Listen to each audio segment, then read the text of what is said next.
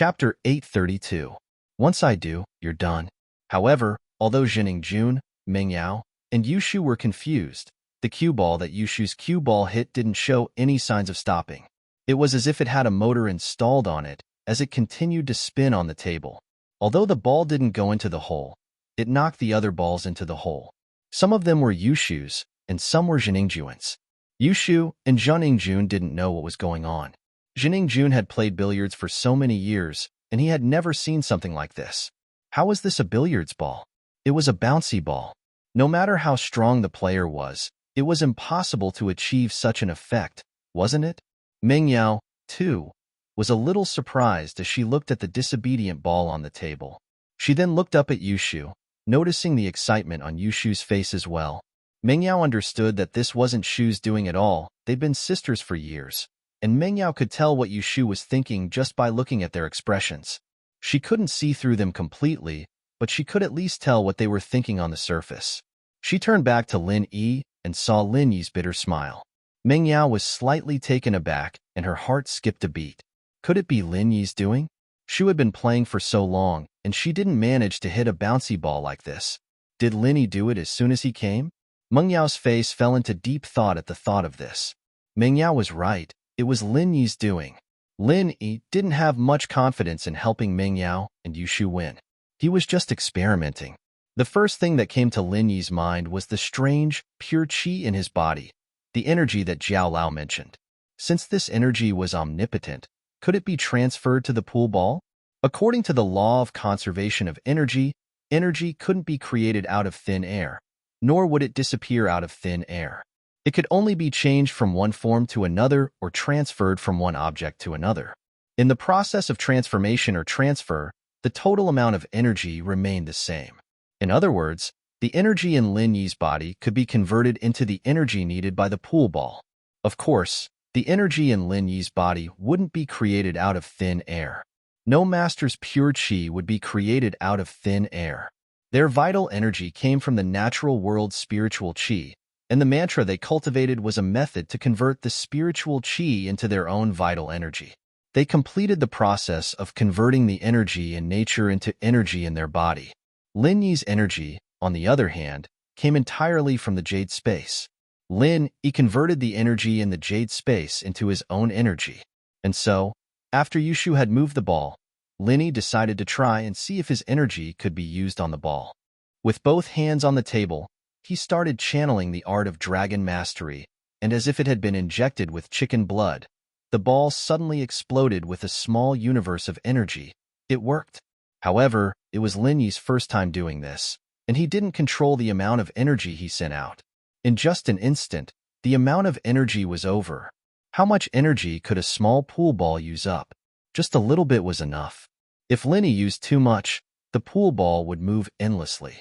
However, although the experiment was a failure, Lin Yi had proven that it was possible. What was even more surprising was that his energy would only be used on objects that were currently consuming energy.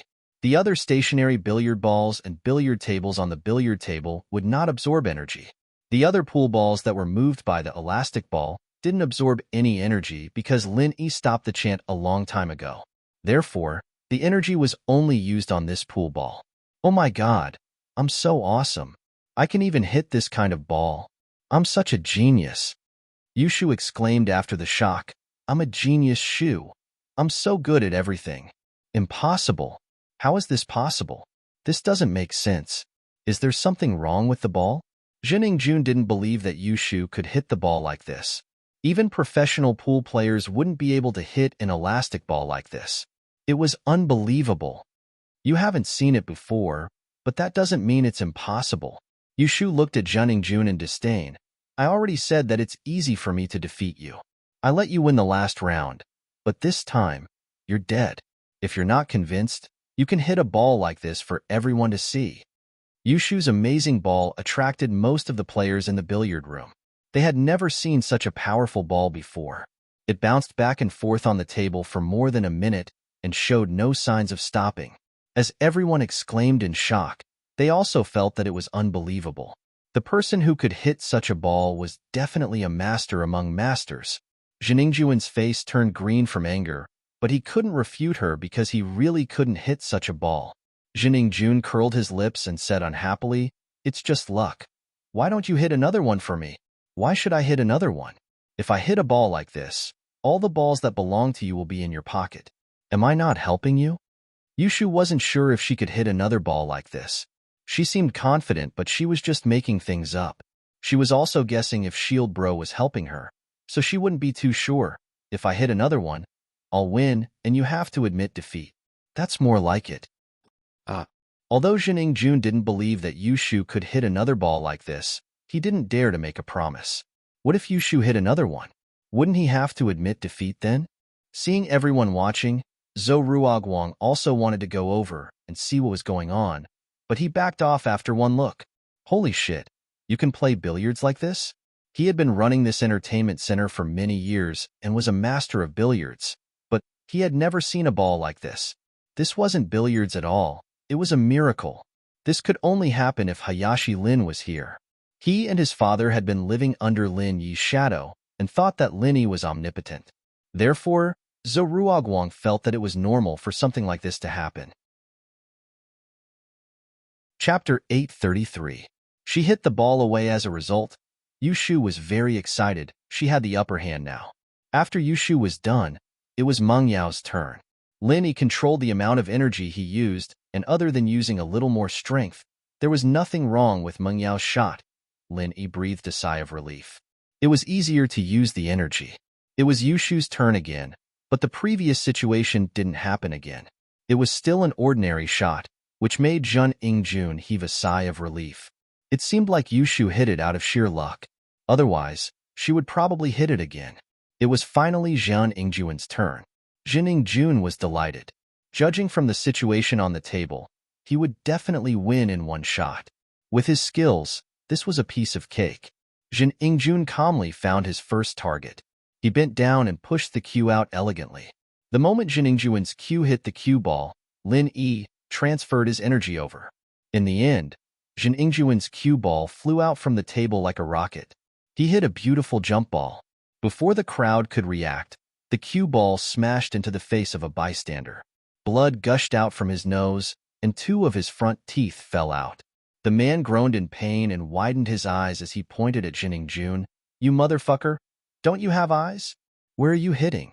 You even knocked my front teeth loose." I'm sorry. Although Jun was usually arrogant, he knew that he was in Songshan and it wasn't his territory, Donghai. It wasn't wise to cause trouble here. Moreover, he was hitting on girls in a civilized manner, and he couldn't be too violent. He took out his wallet apologetically and took out 3,000 yuan to give to the man. "This is your medical fee. Consider it my compensation to you." The man was also jobless. He didn't have a job, and his eyes lit up when he saw the 3,000 yuan. He took Jun's money and stopped complaining. He covered his mouth and stood on the side.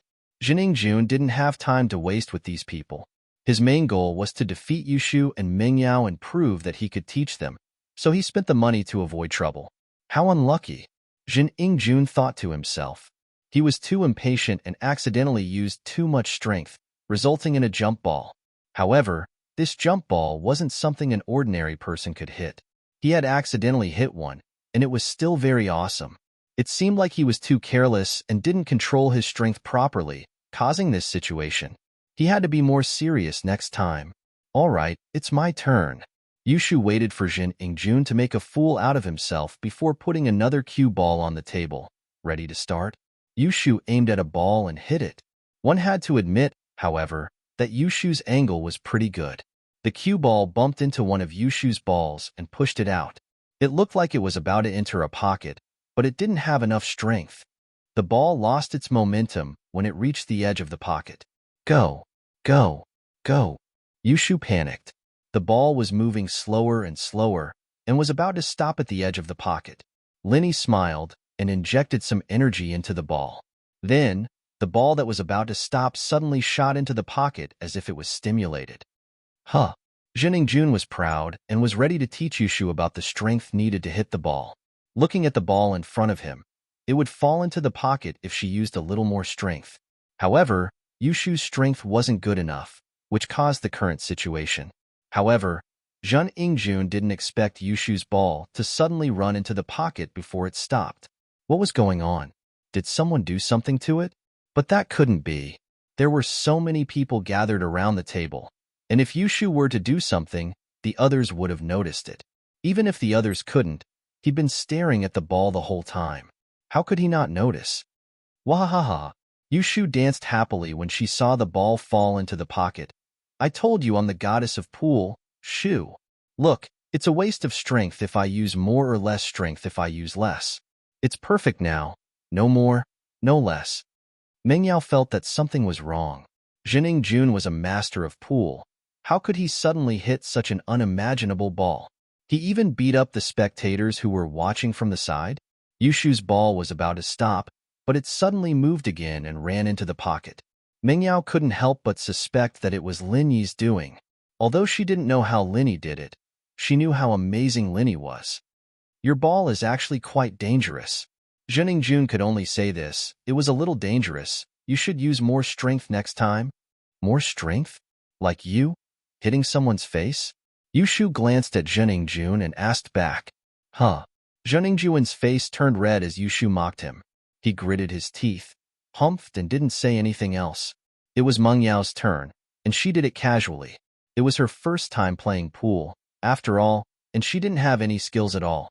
She knew that Lin Yi was helping her, so she knew that he'd make a move at the right time. Meng Yao's ball, on the other hand, had no chance of going into the hole, but it did bump into another ball in the middle of its motion, and this ball happened to be of the same color as Meng Yao's. Judging from the trajectory of the ball, Lin Yi believed that it could go into the hole, and so he injected some energy into the first ball after it stopped. The second ball was about the same as Yushu's, and it was about to run out of energy, but it kept moving until it went into the pocket. Chapter 834. Chapter 834. Genius Shu. The billiards room was opened by Zhou Ruoguang, and Meng Yao and Yushu were just guests. It was impossible for the table to be the problem. Cold sweat appeared on Zhang Yingjuan's face as he thought about this. He was a superstitious person, and when he saw such an unbelievable scene, he subconsciously thought that there was something unclean behind this. Was there something unclean that was causing trouble? Meng Yao was a little doubtful as well. She couldn't quite believe that she'd hit the ball herself. She turned her eyes from the table to Lin Yi's face, trying to figure out what was going on, but Lin Yi was still as calm and unruffled as ever. Both his hands were on the table, as if he hadn't done anything at all. However, although Lin Yi didn't seem suspicious on the surface, Meng Yao knew that Lin Yi was actually very suspicious. Yay! Yao Yao sis is amazing too. You're on par with me, Genius Shu. Yushu shouted excitedly. Jin Yingjuan's face darkened. He didn't believe it.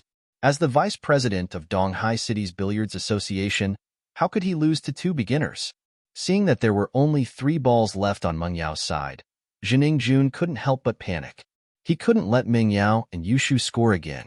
Luckily, they set a rule that each person played 1 shot, and there was no such thing as consecutive shots. No matter if they scored or not, they wouldn't hit consecutively. It was Zhang Yingjuan's turn. This time, he didn't dare to be careless. He didn't think much of it before and hit a jump ball. He remembered that he didn't use much strength. Could it be that he was absent-minded? This time, Jining Jun carefully used his normal strength to hit the cue ball. However, the cue ball flew out again with a whoosh.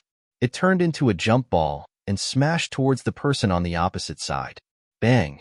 This time, it didn't hit anyone's face but a muscular man's chest. The muscular man yelped in pain and clutched his chest. He pointed at Jining Jun furiously. You little bastard. Do you even know how to play basketball? Did you do it on purpose? You hit someone else and now you want to hit me? Do you have eyes? Jining Jun was dumbfounded. When did he become so strong? It was just a normal shot. How did it become a jump ball? Fly out and hit someone else again? But he really didn't use much strength. Jining Jun didn't know what happened. He felt like he didn't use much strength. What happened? What? You dare to do it, but you don't dare to admit it? You're not going to say anything? The muscular man said. Jining Jun glanced at the muscular man and thought, if you're like this, I'll find someone to kill you in Donghai City. How dare you act so arrogantly in front of me? But this was Song's Han, and he didn't want to cause trouble. He frowned and cursed his bad luck.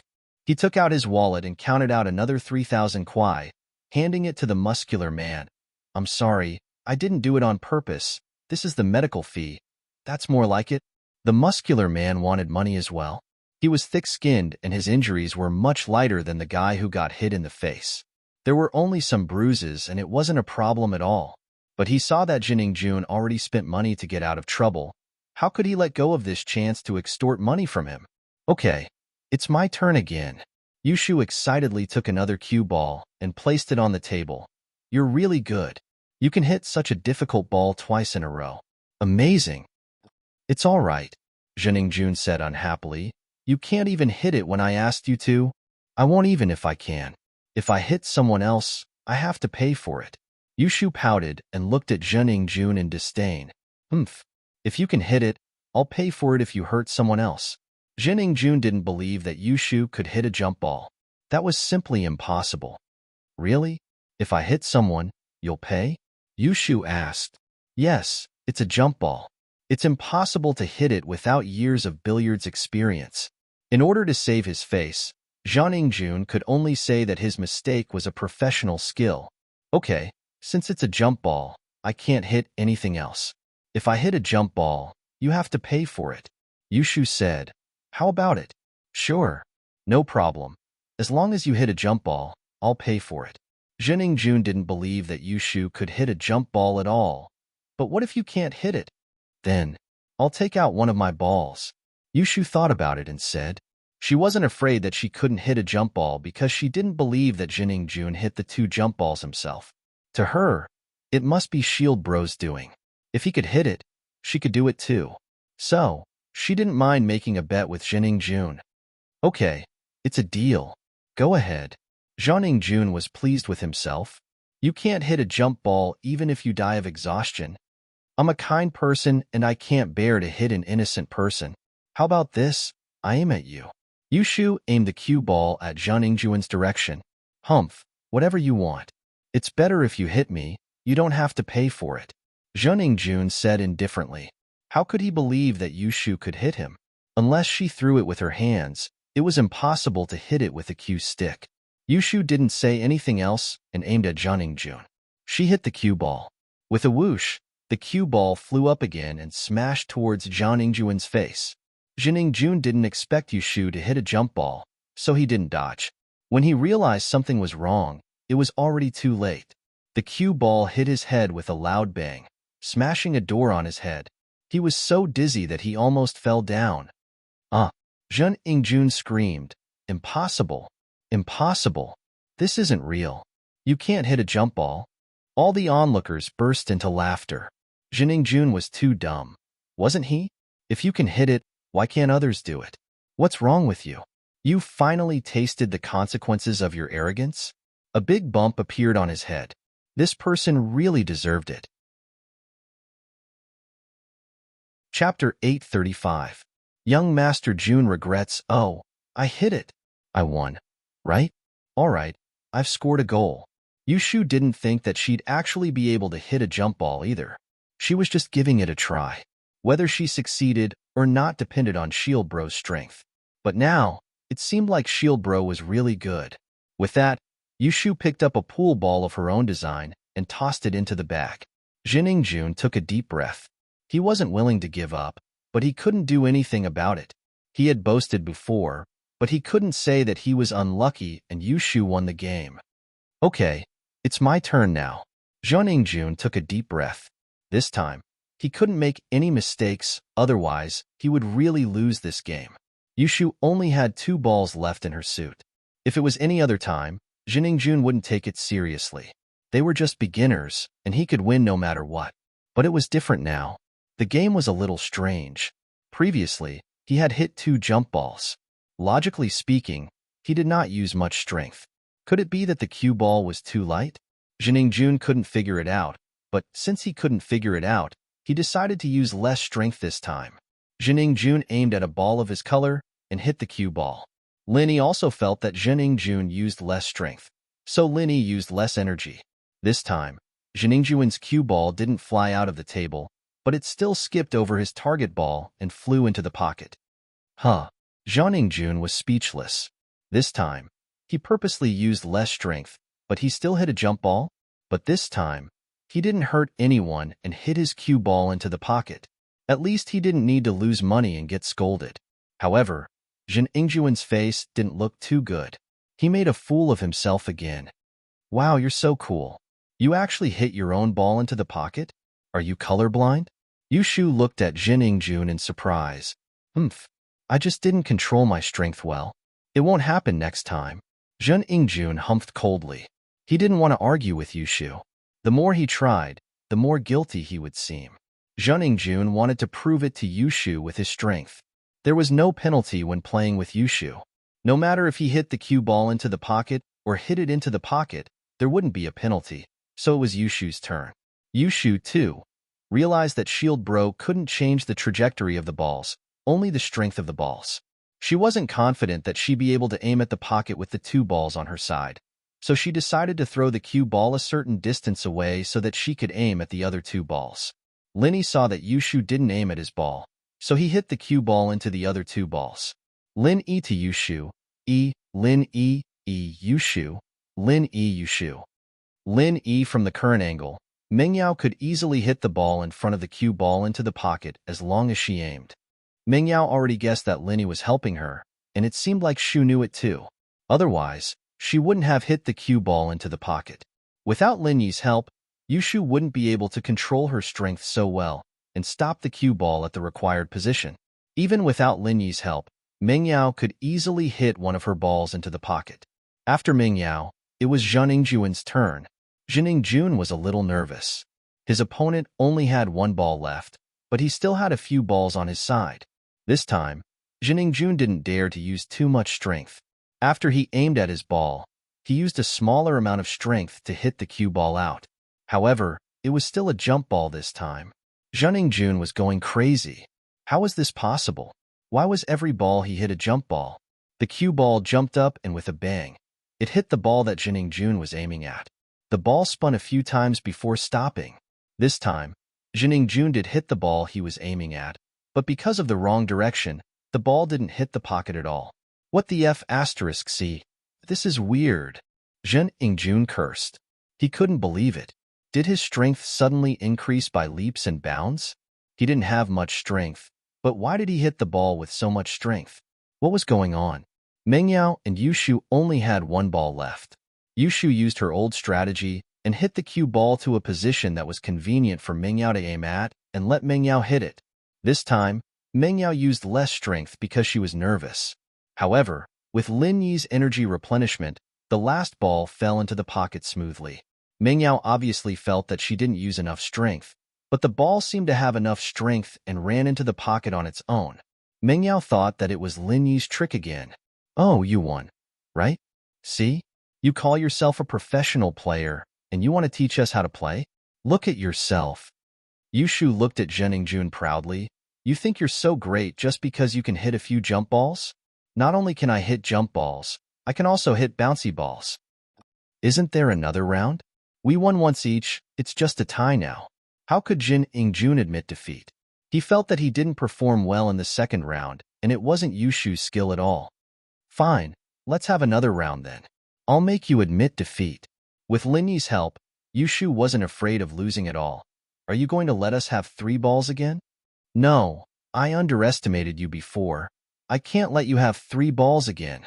Jin Ingjun didn't dare to let Yushu have 3 balls again. Yushu looked like a beginner, but her luck was surprisingly good. He was afraid that Yushu would score a few more goals by accident. Not only can you not give the ball away, but you can only play one of you, not both of you. Linny said. Chapter 836. A small universe explosion. You want to go back on your word? Yushu looked at Jin Ingjun and asked. I'm not going back on my word. I was just being humble before, but the 3rd round is the deciding round, so I can't be humble anymore. Jin Ingjun argued. Huh. The crowd burst into laughter. Wasn't he going back on his word? Jin Ingjun thought that Jin Ingjun was a beginner, so he lied. Now that he saw that Jin Ingjun was good, he didn't want to be humble anymore. He was obviously going back on his word. Why wasn't he? Jin Ingjun's face turned red from the laughter, but for the sake of his reputation, He didn't care if they laughed at him. Otherwise, as the vice president of Donghai City's Billiards Association, he would be humiliated to death if he was defeated by two unknown beginners. If the news got out, he would be laughed at by everyone he knew. So, it was only a small humiliation today, but it was better than a big one. Mengyao and Yushu were also a little angry. This person obviously saw through their plan, and it was impossible for one person to move the cue ball and one person to play. Oh, since you changed the rules, I'll change it too. Otherwise, it won't be fair. Yushu rolled her eyes and thought of a good idea. What rules do you want to change? Jin Ingjun asked. This time, we don't care about the suit. Whoever hits more balls into the pocket wins. What do you think? Yushu said. Sure. Are you sure you agree with what I said before? Jin Ingjun froze. What's the point of Yushu's change? Even if he didn't allow Yushu to move the cue ball and Mingyao continued to play with no suit, it would only make it easier for them to find the target. It didn't matter, right? However, Jin Ingjun thought that Yushu's suggestion was the next best thing. They didn't need to move the cue ball to find their suit. They could just play directly. But did she really think that they could get the ball into the pocket? Agreed. Who's going first? Yushu nodded in agreement. I'll go first. I've let you guys win 2 rounds. It's time for me to start. Jin Ingjun stood up and got ready to start. The crowd looked down on Jin Ingjun even more. He arrogantly gave the ball to Jin Ingjun because he thought that Jin Ingjun was a beginner and was easy to bully. Now that he realized that Jin Ingjun was strong, he didn't give the ball to him anymore. What a shameless person. Since Jin Ingjun used too much strength in the previous 2 shots, he decided to use less strength this time as long as he didn't hit a jump ball. It was more advantageous for him now, as he could hit a pool ball at the start of the game. Jin Ingjun reduced the strength he used before and hit the ball out. He thought that it should be normal with the strength he used this time, right? The result was within Jin Ingjun's expectations. The cue ball didn't fly out, and it wasn't a jump ball this time either. However, the cue ball only moved a small distance forward before it stopped. Huh. Jin Ingjun was dumbfounded. What happened? Why did the cue ball stop moving? Could it be that he had used too little strength this time? Impossible. It was just a little bit smaller than before. Why was there such a huge difference? He hit a jump ball before and the cue ball only moved a few centimeters forward this time? Jin Ingjun rubbed his eyes to check if he was hallucinating. However, he wasn't. Linny didn't help him this time and didn't give him extra energy. He only used his original strength. With his strength, he could only hit the cue ball this far. Ha ha ha. Yushu burst into laughter. She pointed at the cue ball and laughed until her stomach hurt. I let you go first. Why are you acting like I didn't even hit it? I just missed. Jin Ingjun's face turned red, but he didn't know what happened. Missed? Yushu obviously didn't believe Jin Ingjun's explanation, but she didn't say anything. She stood beside the billiard table and said to Jin Ingjun, Okay, I'm going to finish it in 1 shot. Finish it in 1 shot? Jin Ingjun froze. How is that possible? He quickly asked, Isn't there a rule for consecutive shots?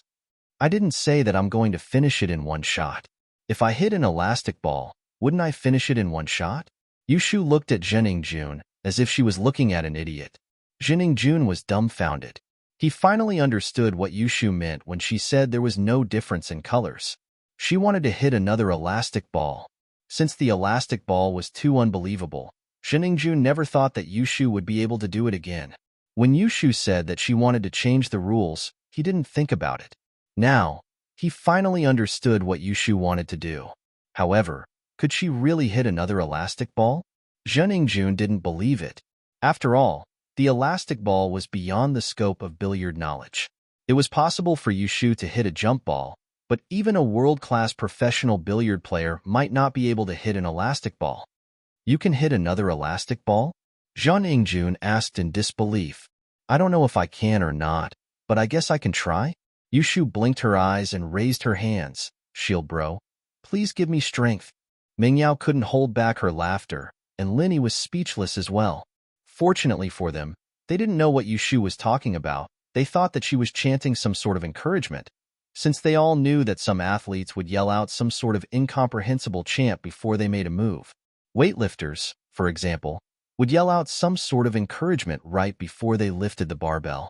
Yushu hit the cue ball, but the cue ball was nothing out of the ordinary, stopping after hitting a random billiard ball. Just when everyone thought that Yushu wouldn't be able to hit the bouncy ball again and Jun Ingjun heaved a sigh of relief, the ball that was hit by the cue ball exploded like a mini-universe. It was suddenly filled with energy and quickly collided on the table.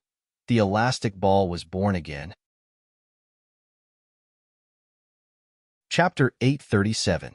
Can only admit defeat. The situation on the table was that not only was the ball hit by Yushu a bouncy ball, but all the balls that were hit by the bouncy ball turned into bouncy balls as well. They bounced back and forth on the table until they fell into the pocket. This was also why Lin Yi was afraid that there was only one bouncy ball. What if he accidentally fell into the pocket? Therefore, he kept injecting energy into the table so that all the moving balls could continue to move until they fell into the pocket and were forced to stop. For a moment, all the billiard balls on the billiard table fell into a state of frenzy. It was like a pinball game in a video game. Everyone present was taken aback. Impossible. This is impossible. This doesn't make sense. It doesn't follow the law of conservation of energy. Although Jin Ingjun was arrogant, he wasn't an idiot. On the contrary, he knew a lot of things and wasn't an idiot young master. The situation in front of him was too unbelievable and he couldn't help but roar. Everyone look, is this possible? Do you think this makes sense? However, after Jin Ingjun finished his words, the audience looked at him as if he was an idiot. What did he mean by possible? It happened right in front of your eyes, and you're still asking if it's possible? Are you lying with your eyes open? How is it possible? Seeing is believing. Are you blind? The hoodlum who got his teeth smashed said unhappily. He got the same compensation as the hoodlum who got his chest smashed. He was unhappy, so he purposely made things difficult for Jin Ingjun. That's right, there are all kinds of strange things in the world. Just because you haven't seen it doesn't mean it's impossible. He can hit a bouncy ball. Are you convinced? Another person chimed in. Isn't that right? Just because you can't doesn't mean others can't. What a frog at the bottom of a well. Someone spoke up, and more people chimed in. You. Zhang Ingjun almost fainted from anger. What? I'm so mad. What do you know? You're all illiterate. These balls don't exist. Don't exist? Being called illiterate, the audience was immediately unhappy. I think you're already having mental hallucinations, right? The truth is right in front of your eyes, but you insist that it doesn't exist. Sigh. You've become a fool at such a young age. What a pity. Jin Ingjun watched as the balls on the table decreased, but there was nothing he could do. Although he didn't know what was going on, he couldn't find any loopholes. After all, no one touched the balls on the table. Even if someone did, Zhang Ingjun didn't think that this person could control every ball and make them move continuously. Who? Zhang Ingjun let out a long breath. He knew that he would be embarrassing himself if he stayed in the billiards hall any longer. He would definitely lose this round, and there was no chance for him to make a comeback. He hadn't even hit the ball yet, and all the balls on the table were going to turn into bouncy balls. He would definitely lose if he waited any longer. So, Jin Ingjun admitted defeat right away. I lost. It's just 20,000 yuan. I'll give it to you. Jin Ingjun was also happy. If he reneged now, it would damage his reputation. If these people spread the news that the vice president of Donghai City's Billiards Association reneged after losing, he wouldn't be able to face anyone anymore. Jin Ingjun opened his wallet and realized that he didn't have enough money. He turned to Zhou Ruoguang, who wasn't far behind him, and said, Zhou bro, lend me 20,000 yuan first. I'll give it back to you later. Zhou Ruoguang didn't dare to disobey and quickly took out 20,000 yuan from the bar counter and passed it to Jin Ingjun. Master Jun. Here. Zhang Ingjun took the money and passed it to Yushu. Here's the money. I lost. But don't let me find out that you cheated, or else humph. Although Jin Ingjun didn't say his threat out loud, he was already furious. He didn't plan to let Meng Yao and Yushu go so easily, but he couldn't say it out loud in public, so he had to do it secretly. After giving the money, Zhang Ingjun didn't have the face to stay in the billiards hall any longer. Seeing everyone's mocking expression, Zhang Ingjun was enraged. He quickly walked to the counter and took out a bottle of drink from the fridge. He opened it and gulped it down, calming his anger down a little. He didn't pay after he finished the drink and left the entertainment center through the side door of the billiards hall. He felt wronged and wanted to go out for some fresh air. He would feel uncomfortable if he stayed any longer.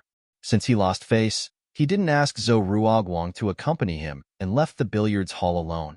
Yushu didn't really care about the 20,000 kwai. She wouldn't have ignored the coins that were spat out by the arcade if she cared about the money. She only cared about the excitement of winning the tournament. I didn't think that I, Genius Shu, could be so good at everything. Yushu stuffed the 20,000 yuan into Lin Yi's hands. I'm done. I'm done. It's boring. It's nothing to me. I'm hungry. Let's go home and eat.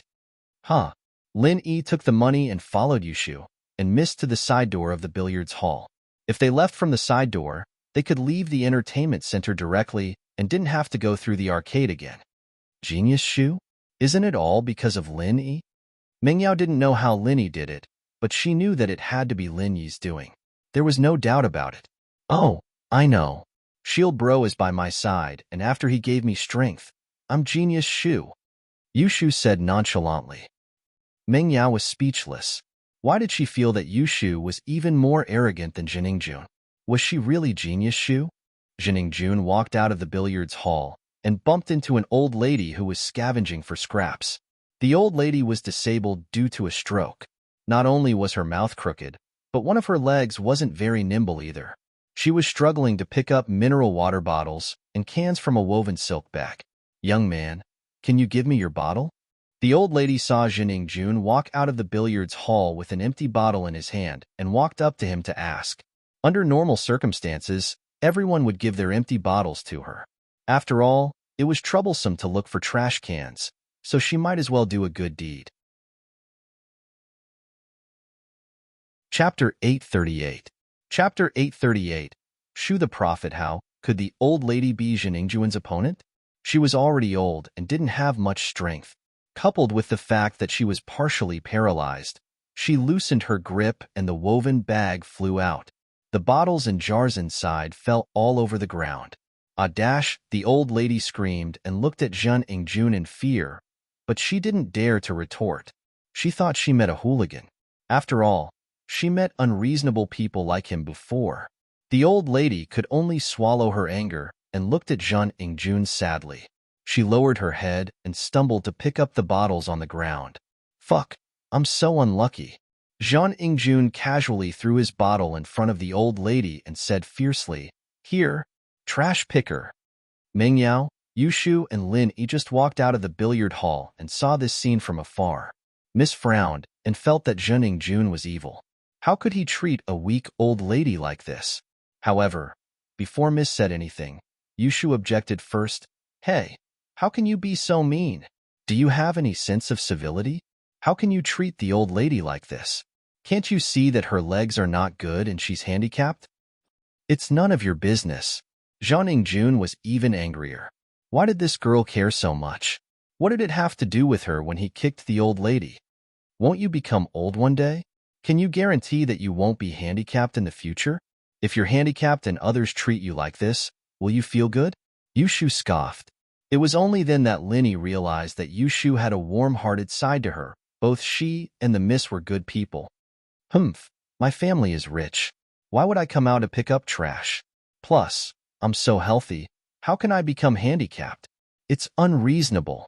Jiningjun said in disdain. There are many unreasonable things.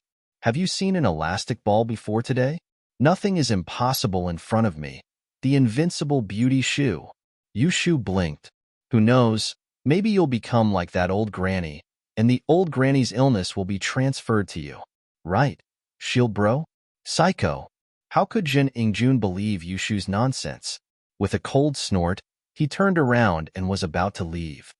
Wait, why is your back dirty? Lin Yi walked over and casually patted Jiningjun's shoulder.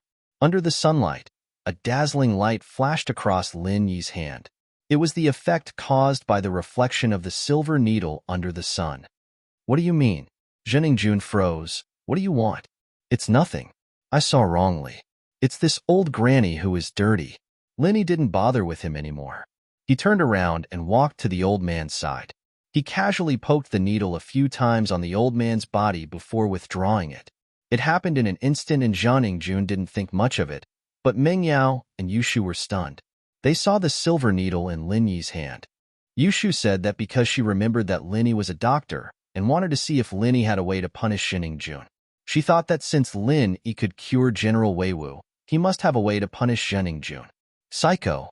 Zhang Jun complained and suddenly realized that his mouth was crooked. What was going on? Zhang Jun touched his mouth in fear, but he realized that the corner of his mouth was curled to the side. He couldn't control it because he couldn't feel anything at all. It was as if his mouth wasn't his own. What's wrong with me? What's wrong with me? Zhang Jun yelled in a muffled voice. Because the corner of his mouth was crooked, his words were unclear. On the other hand, the old granny suddenly realized that her leg seemed to have recovered and wasn't lame anymore. She was shocked. My leg? How did my leg suddenly recover? However, as soon as she opened her mouth to speak, she realized that her mouth wasn't crooked anymore and her speech became normal and fluent. What was going on? Zhang Jun was also stunned by the old granny's change. He wanted to walk a few steps to see what was going on, but as soon as he moved his leg, he suddenly realized that one of his legs didn't listen to him anymore. He limped and almost fell to the ground. My leg? Why can't my leg work? What's going on? Zhang Jun screamed in fear. Meng Yao and Yushu were shocked as well. They didn't expect that Lin Yi could cure the old granny in such a short period of time and apply the same condition to Zhang Jun. Yushu was surprised. She was just joking and didn't expect Lin Yi to be so magical and actually do it. Yushu was overjoyed. Shil Bro was so nice to her. If this continued, she would become Fairy Shu and do whatever she wanted. Huh. Look at how accurate my words are. People call me Prophet Shu. Look, I told you that you could understand the old granny's feelings if you were disabled, but you didn't believe me. Are you all right now? The old granny's illness has metastasized. Wahahaha. Yushu pointed at Zhang Jun and laughed excitedly. Which angel bro showed up? This is great. Zhang Jun was shocked at first, but after hearing Yushu's words, he looked at the old granny again. The old granny was no different from a normal person now, and his symptoms were exactly the same as the old granny's. What was going on? Was he really being punished by the heavens? Thinking back to the unbelievable things that happened today, Zhang Jun looked at Yushu in shock. Was this person even human? Was she a deity who came down to the mortal world to punish him? Otherwise, why would everything related to her become unreasonable and couldn't be explained with common sense? The illness metastasized? This didn't conform to modern science. It was possible that it was an infectious disease, but how could the old granny's disability be contagious? Zhang Jun's heart was filled with horror. You, what did you do to me? Zhang Jun looked at Yushu in fear. He was a superstitious person, and once such a thought formed in his heart, it became more and more unbelievable. Chapter 839. Cure and cure, no need. No need. Zhang Jun was truly afraid of Yushu now. If someone pointed a gun at him, Zhang Jun wouldn't be afraid. But the unknown that he had never experienced before scared him out of his wits. He didn't dare to let Yushu make a prophecy. If Yushu said that he would be hit by a car later, would he still be alive? Zhang Jun felt that he shouldn't stay here for long. He didn't think about taking revenge on Yushu because he felt that he couldn't fight back with his own strength. What was this? This was like a deity's manifestation. Otherwise, how could he explain the bouncy ball? Now that he thought about it, the jump balls he hit might have been arranged by the heavens. Otherwise, how could he hit them? When he thought about the strange things on the billiard table, the ball that was obviously weak seemed to have taken stimulants. How could he explain this? He didn't think much of it before, but now that he thought about it, the more he thought about it, the scarier it was. He had been fighting against a deity. How could he win? Now, the old lady was a cripple and she was fine, but he was crippled. He didn't dare to imagine what would happen next. He was so scared that he turned around and ran away with a limp. This place was too scary. After he got home, he needed to ask a few deities to perform a ritual to get rid of the bad luck on him. He didn't think that he was really crippled or had a crooked mouth. He thought that he was possessed by something unknown, and he needed to ask a deity to perform a ritual. I know. Little girl, You must be a deity sent by the heavens. Only a fairy would have such a great magical power like yours." The old lady wasn't stupid. How could she not know that it was Yushu's doing when she saw that her sickness was transferred to an evil person in the blink of an eye? How could an ordinary person do such a thing? It must be done by a deity. As a result, the old lady subconsciously treated Yushu as a goddess and was about to bow to Yushu. Yushu was shocked. How could she let the old lady bow to her? She quickly held on to her. "Grandma, please don't do this. It's not my doing." No matter how thick Yushu's skin was, she couldn't pretend to be a deity in front of the old lady. However, how could the old lady believe it? She only believed in what she saw. If it wasn't for Yushu, how would that gangster be punished? How would she be cured? Mingyao and Yushu had no choice but to leave quickly. The old lady might have to kowtow again later, and they wouldn't be able to handle it. It wasn't until they got in the car that Mingyao asked Lin Yi curiously, "Lin Yi, how did you do that?" Yeah, shield bro. How can the old grandma's illness be transferred?" Yushu asked curiously. "Huh." Lin Yi shrugged and started the car. "The old lady's illness is just a side effect of a stroke. In other words, it's just a blockage in her meridians. It can be cured with acupuncture. It's just that her family is poor, and she hasn't been to the hospital before." Lin Yi was right. The old lady's illness wasn't an illness. It was just a side effect of the blockage in her meridians. Therefore, acupuncture could be used to cure it. However, in order to cure it instantly, Lin Yi had to transfer energy into her meridians. However, Lin Yi didn't tell Mingyao and Yushu because they wouldn't understand even if he did. What about Zheningjun? How did he suddenly get the same illness as the old lady? Mingyao knew that Lin Yi was a great doctor. Her poison and General Weiwu's injuries were all cured by Lin Yi. However, it was easy to cure but hard to cure. How did Lin Yi create the illness for Zheningjun? "Oh, it's the same principle. I used acupuncture to seal a few of his meridians," Lin Yi explained simply. In fact, he used energy to seal the meridians which caused the current situation. "I see." Yushu suddenly understood. There's so much logic in it. "Shield bro, what's with the pool?" Pure energy. Lin Yi didn't know how to explain it and could only blame it on pure energy. Oh, Yushu knew about pure energy but didn't know much about it. She didn't ask further after hearing Lin Yi's explanation. Zheningjun didn't dare to stay any longer and hurriedly went to find his father, Zhendajo. Zhendajo was shocked when he saw his son Zheningjuan's condition. He was still fine when he left the house in the morning. How did he turn into such a miserable state when he got home? What was going on? "Dad, today's incident is really strange. I've never encountered such a weird thing."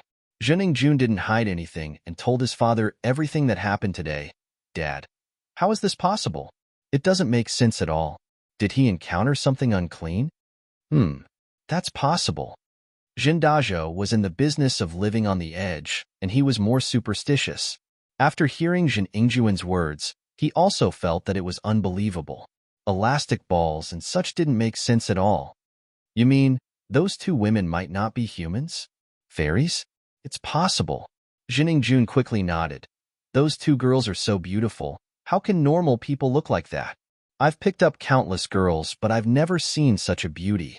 Now that I think about it, there's something wrong." Zhendajo took a deep breath and turned to Zhou Tiandi, who hadn't spoken a word.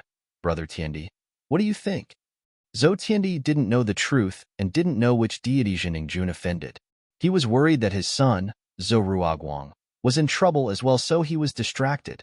"I think Brother Dajo's guess is possible. Maybe he encountered something unclean?" "Brother Tiandi, do you know any deities?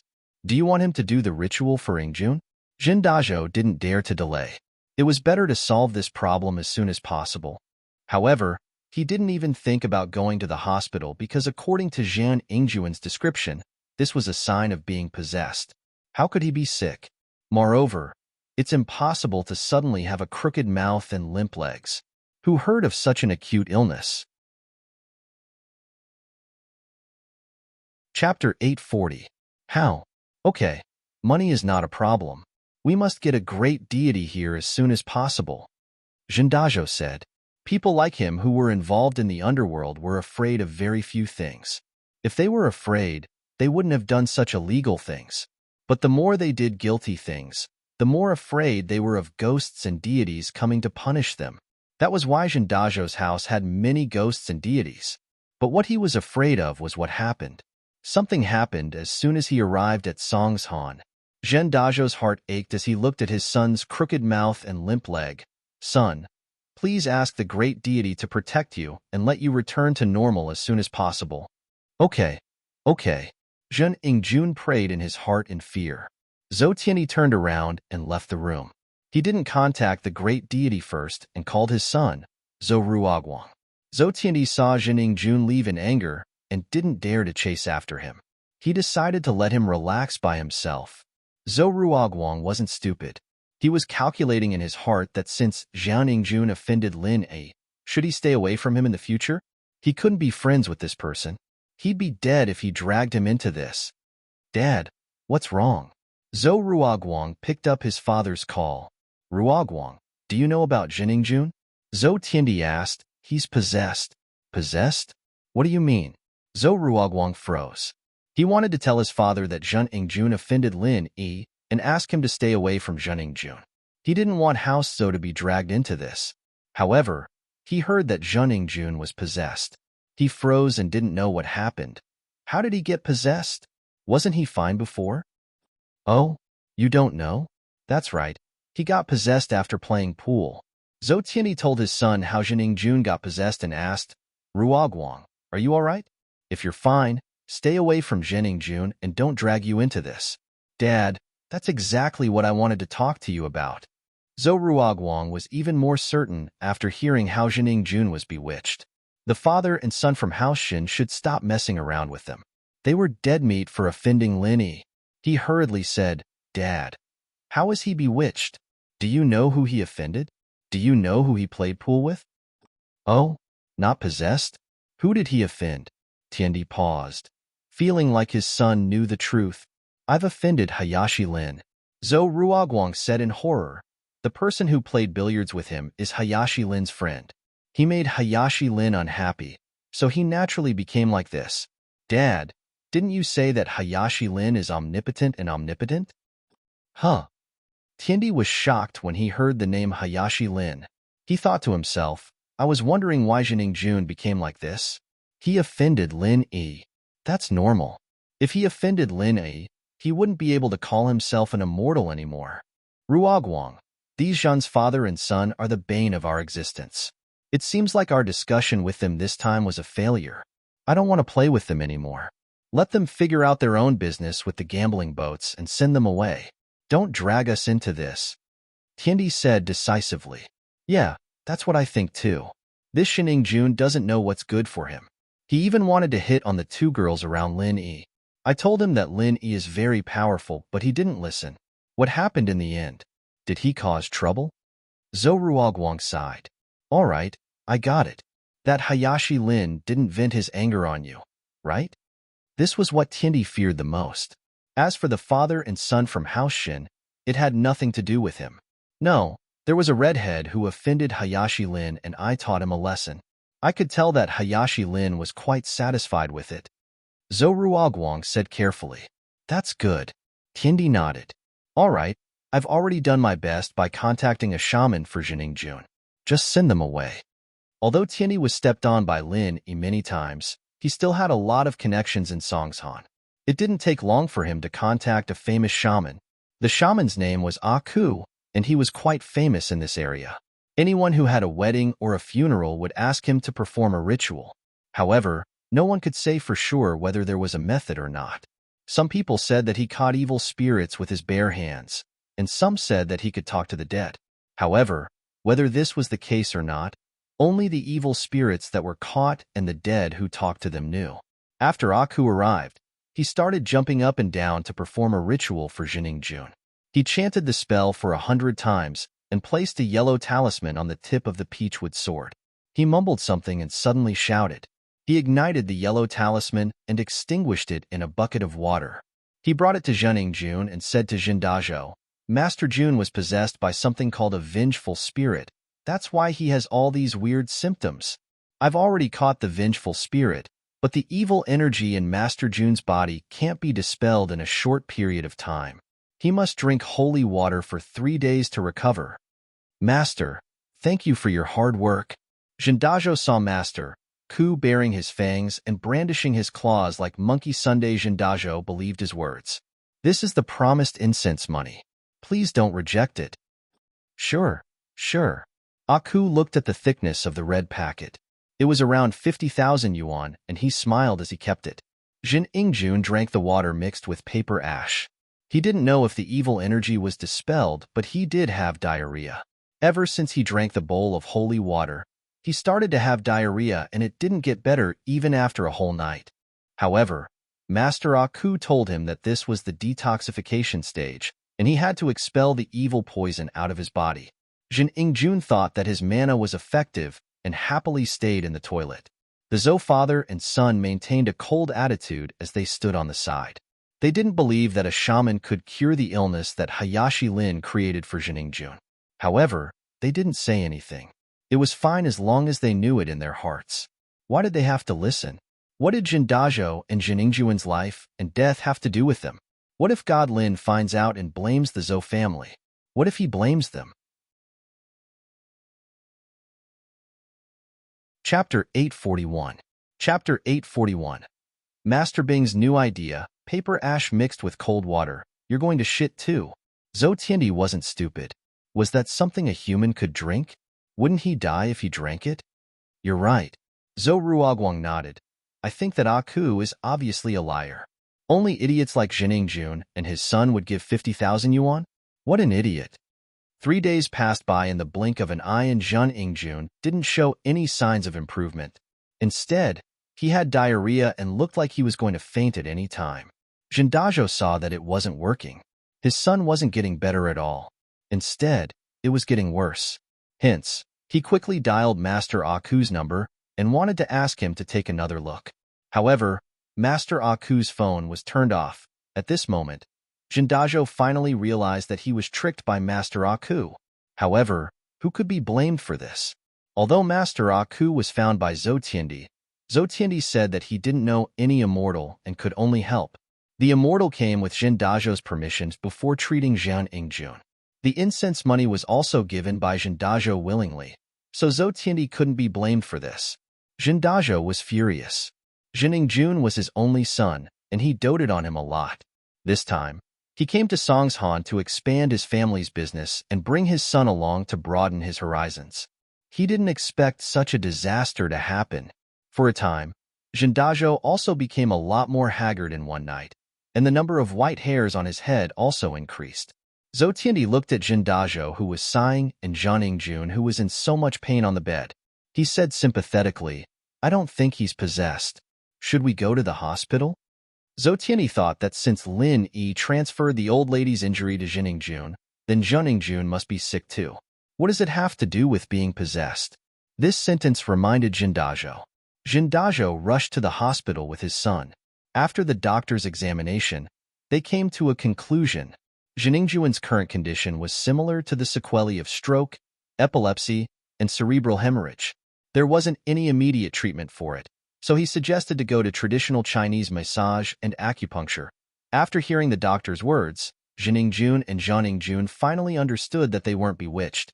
The sequela of the paralyzed old lady was transferred to Jin Ingjun.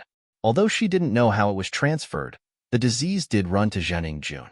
Jin Ingjun wanted to cry, but no tears came out. Why? Wasn't it because he kicked that old lady's knitting bag? But she didn't have to be so ruthless, directly transferring her illness to herself. The father and son were very depressed. They were fooled by the shaman, but they found out that the truth was not the case at all. Moreover, this disease was not easy to treat. The Chinese medicine hospital's explanation was also very simple. No one could guarantee a complete cure. This kind of sequela could only be treated. Maybe it could be alleviated, and there might be a miracle. After the examination, Jin Ingjun's meridians were not normal blocked. His condition was different from the old lady's.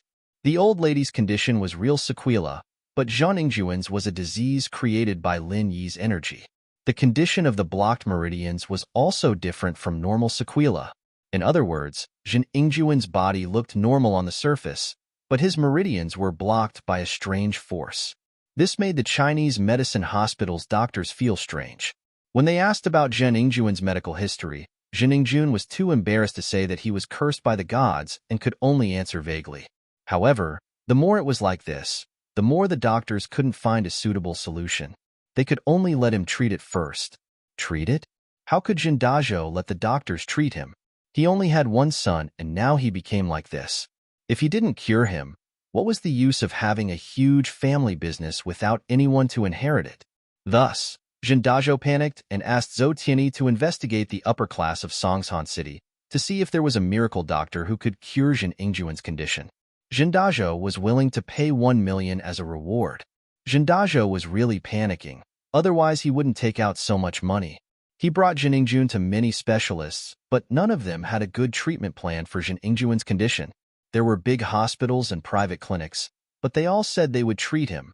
No one promised that they could cure him. The cooperation between Jin Dazhou and Zhou Tianyi was temporarily put on hold. In fact, Zhou Tianyi was happy to see this. He didn't dare to have anything to do with the Jin father and son anymore. These two unlucky bastards offended Lin Yi and caused such a huge disaster. How could he cooperate with them? Dream on.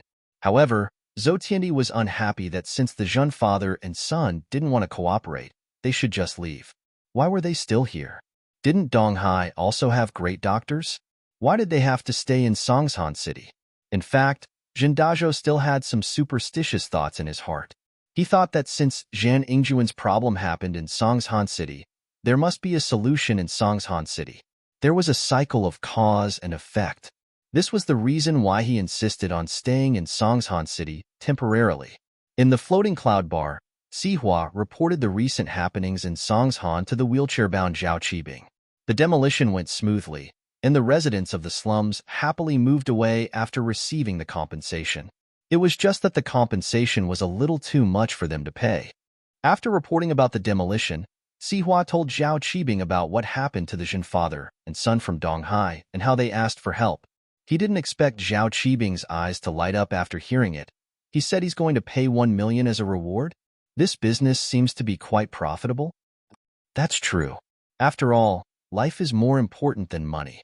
Sihua nodded and said, and I heard that Jin Ingjuan's illness is quite strange. He got it because he offended Lin Yi. There was no such thing as an impenetrable wall in this world, especially when Zhou Tianyi and Zhou Ruoguang knew about it. There was no need to keep it a secret. In the upper class of Songshan City, everyone basically knew that Jin Ingjun offended Lin Yi and got what he deserved. Who was Lin Yi? He was the ruthless person who crippled Zhao Qibing and pushed down Qibing's skyscraper. Those young masters with a high status all knew about this, but they didn't dare to bring it up because of Zhao Qibing's power. Chapter 842. Master Bing's Wisdom. He got it because he offended Lin Yi? What does that mean? Did Lin Yi create his illness for him? Yao Wang held a grudge against Lin Yi. He always thought that if he claimed to be the second best in the world of medicine, no one would dare to claim to be the first. Previously, he thought that Lin Yi recovered quickly because of Guan Xuemin's help. Yao Wang also thought that Guan Xuemin was the one who solved the poisoning incident in the school, so he wanted to compete with him. But after Li Dilei's incident, Yao Wang realized that it wasn't what he thought. Lin Yi was the hidden medical master behind the scenes. Everything was caused by Lin Yi. I'm not sure about that, but the situation was really weird. Sihua recounted the situation, his hair standing on end. It was said that in a split second, the old lady's illness was transferred to Jian Ingjun. It's really weird. I don't know if it's true or not, or if it's just a rumor or something else. Sihua said as he recounted the situation to Jian Ingjun. It said that in a split second, the old lady's illness was transferred to Jian Ingjun. It sounds really weird. I don't know if it's true or not, a rumor or something. The old lady's illness was transferred to Jian Ingjun? Yao Wang didn't quite believe Sihua's words. You're saying that the old lady had hemiplegia and her crooked mouth and lame legs were transferred to Jian Ingjun all of a sudden? Is that so? That's what I heard. Sihua nodded. Logically speaking, that's impossible. Yao Wang sighed. Yao Wang thought for a moment and said, however, It's possible if you have high medical skills. However, you don't have to transfer it. Instead, you have to cure the old lady's illness first, and then create the same illness on Jun. One is to cure the illness, and the other is to control it. It seems to be a transfer, but that's just an outsider's understanding. Hiss. Sihua sucked in a cold breath. In such a short period of time, Lin E cured one and controlled another? I can do that too. The king pharmacist snorted and said with some conceit, I, the king pharmacist, am not best at healing, but at harming people. This kind of insignificant skill is nothing to me. I see. I thought there was something wrong with this whole thing, but after Yao Wang's explanation, I see. Sihua nodded. Forget it, let's not talk about him anymore. Since that's the case, let's not talk about him. Master Bing, about the demolition of the orphanage. Wait, let's put the orphanage aside first. I've thought of a better way to make money. Zhao Qibing waved his hand. When he heard that Jin Dazhou invested 1 million to treat Jin Ningjuan's illness, he started to plan this. Treating illnesses is quite profitable now. Look at that miracle Dr. Guan. People are thanking him profusely for treating people's illnesses. Why don't we start treating people as well? Those rich people are all very rich, and nothing is more important than their lives. We can also treat them and make money. Master Bing is wise.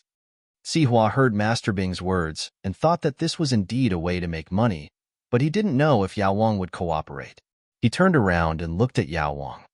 I'm sent by the head of the house to assist Master Bing. I, Yao Wang, will do whatever Master Bing says. Yao Wang didn't think much of it. No matter what he did, he would serve House Zhao, so it didn't matter to him. He just felt that the price was a little low. With his skills, was it only worth 1 million to treat an illness? He said in a roundabout way, Master Bing, but we can increase the price of the treatment, of course. If I were to earn 1 million, how long would it take? Zhao Qibing laughed and said sinisterly, Isn't Yao Wang the best at harming people? That's easy. We'll treat him and charge him 1 million. But we won't cure him. We'll transfer his illness to another place and let him come to us for treatment. That way, we'll be rolling in money, won't we? Of course, we have to do it discreetly. We can't let them see through us. That's brilliant, really brilliant. Sihua said in admiration, Master Bing, you're really smart, coming up with such an evil plan. I didn't even think of it. Of course, don't we have a miracle Dr. Guan, Dr. Kong or something like that? We'll have a Zhao Yao Wang, and once we make a name for ourselves, we'll have as much money as we want. Zhao Qibing said proudly. Master Bing's idea is quite feasible. Yao Wang didn't object. He was a sinister person. Healing and harming people was his forte. This way, the profit from one patient wouldn't be as simple as 1 million. Medical skills could save lives, but it could also harm people. Medical practitioners were proficient in the structure of the human body. This was especially so for TCM practitioners. They could even create illnesses through certain means. Nowadays, most doctors studied medicine to save people. Even if there were some who only cared about profits and worked for money, they would still save people after receiving the money. But there were also some who weren't like that. They studied medicine not to save people, but to harm people. These people were originally close officials of the royal court and some nobles. They created illnesses so that some princes and officials could lie to the emperor and hide from the limelight. For example, if there were 2 factions fighting in the court and the princes or the prime minister didn't want to get involved, they would claim to be sick to avoid it. Naturally, the emperor wouldn't believe them and would send the royal doctors to investigate. At this time, these people would play their role, creating fake illnesses to deceive the royal doctors. But as the dynasty changed, some of these people followed the fallen nobles and scattered among the people. They set up their own shops and began to walk among the rich, treating these rich people. But these people used to earn a lot of money from the noble families, and the medical fees weren't enough to satisfy their desires. So, these people started to treat some rich people, but they would never be cured. They would always have a backup plan, and they would keep collecting high medical fees until the rich person's money was drained. Then, they would cure all the illnesses according to their mood, or they would just ignore them and let them die. Chapter 843. The Zhen family seeks medical treatment, however. He still had the ability to cure illnesses, so he agreed to Qibing's suggestion. Go spread the news that Yao Wang is starting to make house calls, specializing in solving difficult and complicated illnesses.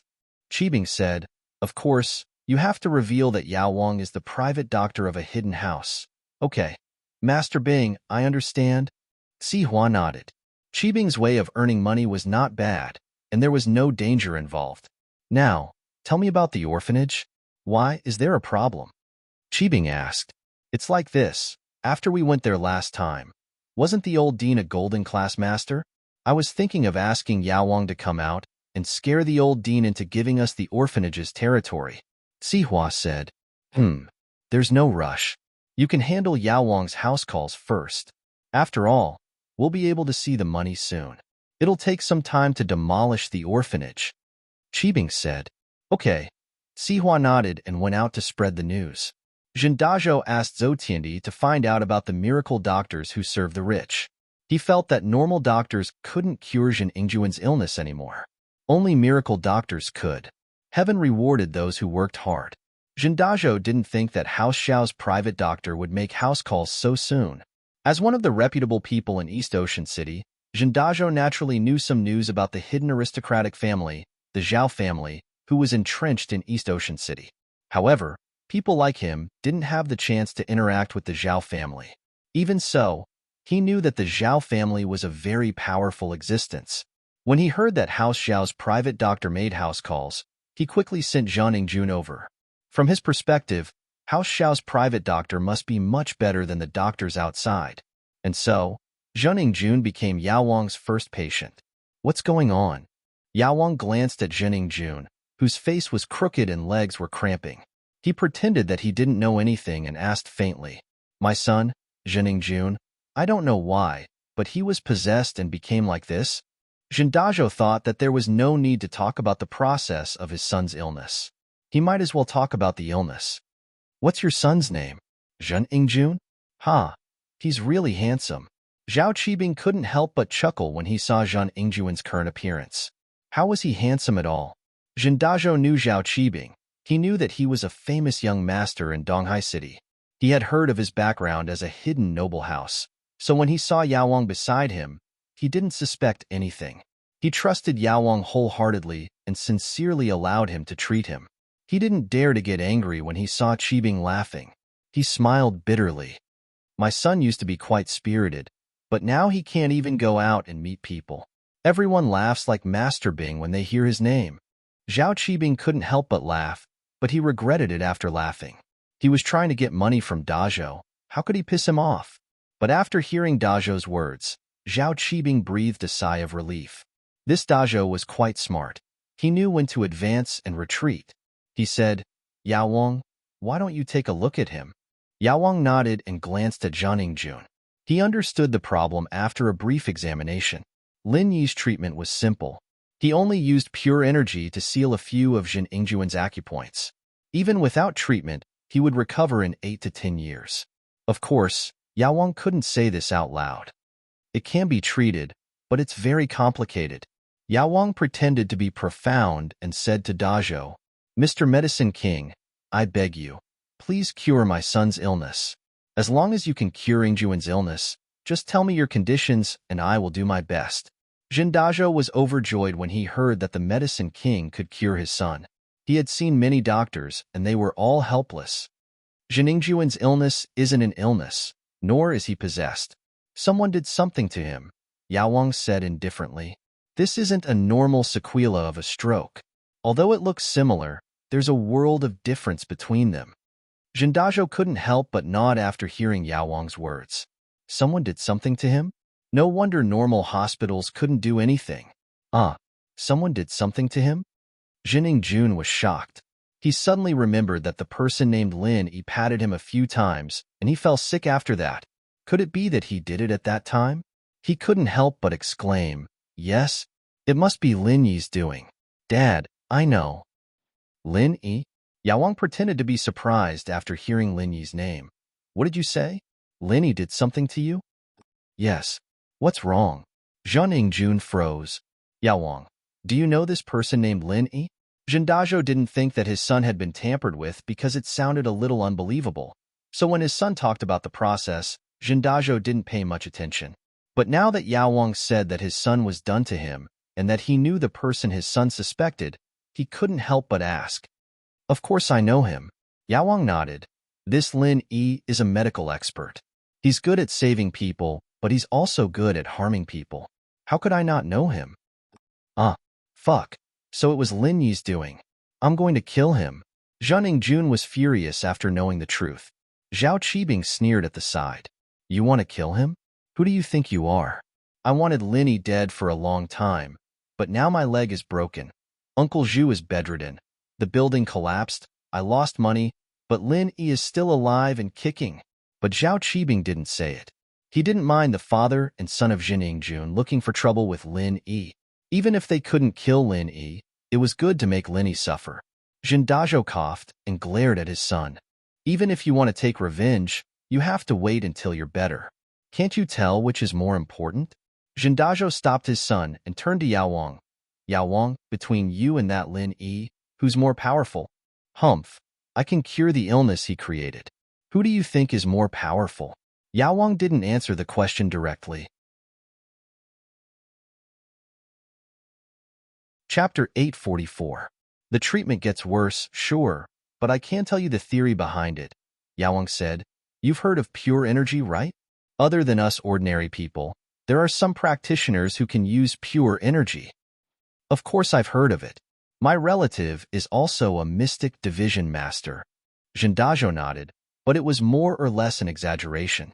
That mystic division master wasn't his relative at all, but someone he hired to deal with an enemy. It was just a relationship of interest. Oh, it's easy now that you've heard of it. Yao Wang continued. Lin Yi used pure energy to seal Zhen Engjuan's meridians, causing them to be blocked. That's why he's in such a condition. It looks like the sequela of a stroke, but it's actually not. It's more complicated than a stroke. I see.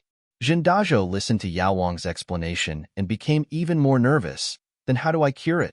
I can only use my acupuncture and my true qi to neutralize it one by one. But it consumes a lot of my energy, and it's not something that can be cured in a day.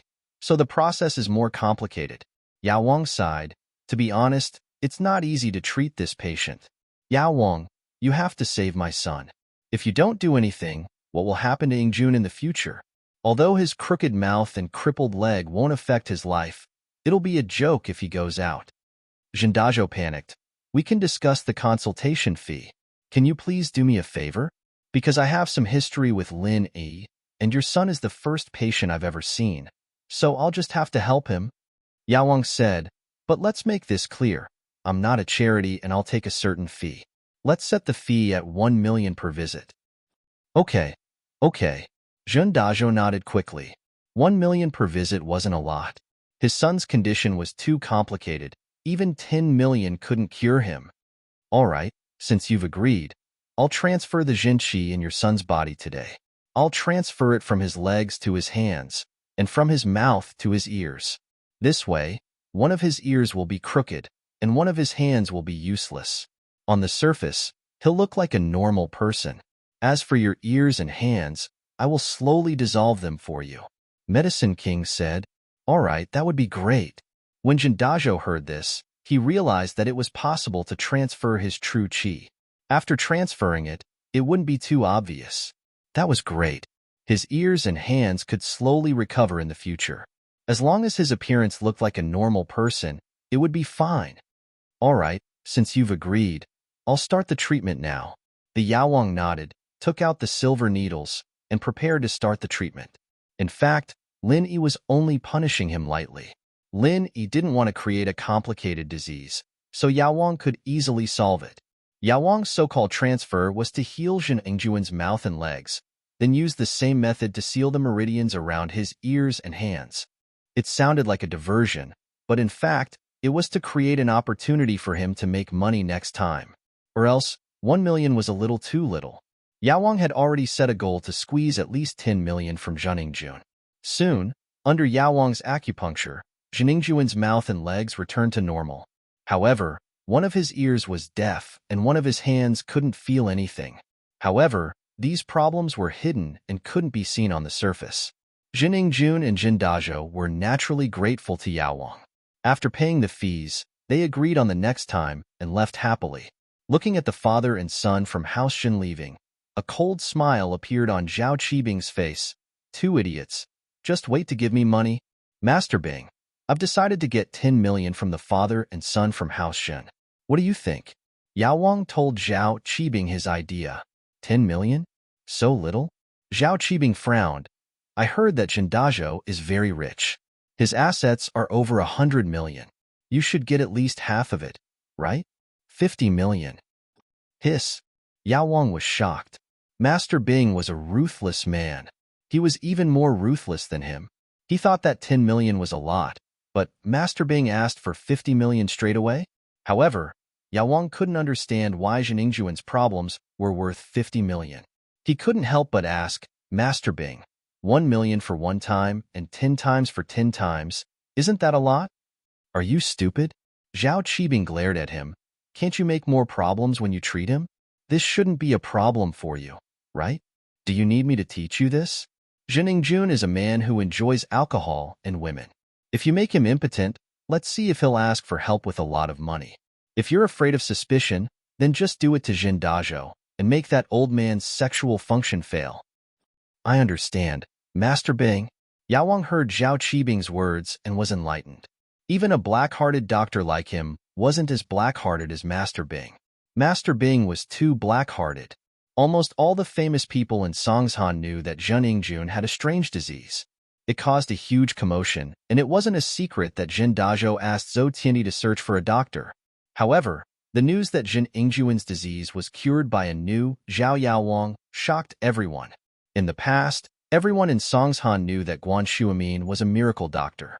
They didn't expect that there would be another Zhao Yaowang who seemed to be even better than Guan Shuamin. Everyone saw Jiningjuan's condition. His mouth was crooked and his legs were lame. They went to the hospital for a checkup, but there was nothing they could do. However, after Zhao Yaowang injected a few needles, a miracle happened. Jiningjuan's legs were no longer lame, and his mouth was no longer crooked. Jindajo didn't want to tell others that he was deaf and couldn't feel his hands. He only said that his son was cured. This way, it was an advertisement for Zhao Yaowang. In an instant, everyone knew that there was a Zhao Yaowang in Songshan. His medical skills were incredible, and he was even better than Miracle Dr. Guan. As a result, Zhao Yaowang's fame spread like wildfire. In the future, when the rich and famous people wanted to see a doctor, the first person they thought of was Zhao Yaowang. After all, Zhao Yaowang had cured someone before. Jiningjun was indeed alive and kicking now. Chapter 845. I'm sick. There are only 3 chapters left today. Last month, I persisted for 5 chapters a day for a month. I persisted until the beginning of this month. Finally, I couldn't take it anymore. I caught a cold for a few days, but I didn't have time to go to the hospital. I had been using cold medicine. Today, I finally couldn't take it anymore. Now, my whole body was hot and covered in sweat. I clenched my teeth and wrote 3 chapters. Everyone might have noticed that since the end of last month, the update time was getting later and later. It was also because of the cold that my thoughts weren't smooth. I wasn't very satisfied with the chapters that I wrote. I revised and revised until 9 p.m. The nearby clinics had also closed for the day. I thought I would be fine after taking some medicine, but it was really too cold at home. The more I persisted, the worse it got. It seemed like I really had to go for an intravenous drip tomorrow. Thank you to the readers who have been supporting the Merman. The Merman wants to do his best to write and bring you good novels. However, the Merman's body isn't good to begin with. When winter comes, the cold germs will find the Merman. It's really painful. Readers who are anxious can go and take a look at Very Pure, Very Ambiguous Prequel. This is the Merman's early work, and it has already been completed. Chapter 846. Chapter 0845. Hiring a spokesperson. What does Zhao Qibing want to do? Could it be that he learned how to make money from you? Fatty Lai asked curiously. I'm afraid he lost a lot of money recently. He didn't have the initiative in the slums area, so he probably won't be able to make much money. So, It's understandable that he's thinking of other ways to make money. Linny could guess Zhao Qibing's intentions, that Yao Wang, he does have a way to treat people. This kind of thing has nothing to do with us. Yeah, let's ignore him then. It has nothing to do with us for now. Fatty Lai nodded. No matter how Zhao Qibing acted, as long as he didn't provoke Lin Yi, it wouldn't matter. Lin Yi just laughed it off because there were more important things waiting for him. The first batch of products from Miracle Dr. Guan's medical company was about to hit the market. Let's not talk about him. Didn't you call me here to talk about the product? Lin Yi had a lot of free time these few days. Tang Yun's problem was solved. He didn't know whether Zhong Pingliang and Zhang Wen were discharged or not, and Zhao Qibing had quieted down quite a bit. Zhou Ruoming fawned on Lin even more than when he saw his own father. This made Lin Yi relax for a few days. Other than accompanying Miss and Shu to and from school, he would only see Tang Yun during breaks. His days were peaceful and leisurely. This was the life that Lin Yi yearned for. There were no conflicts every day, and he could protect the people he loved, quietly savoring the little things in life. Lin Yi didn't know how long these days would last. If it was possible, Lin Yi hoped that it would last forever. However, although life was peaceful and it made Lin Yi feel comfortable, Lin Yi still kept his guard up. Yu Kuan went back. No matter what, Lin Yi had a feeling that he was leaving a threat behind. It was just that House Yu hadn't made any moves yet. As for Zhao Qibing, Lin Yi didn't believe that he would just let it go like this. Who knew if he would come up with some weird tricks to deal with him? Yes, the first batch of our injury medicine is ready and can be launched at any time. Fatty Lai said.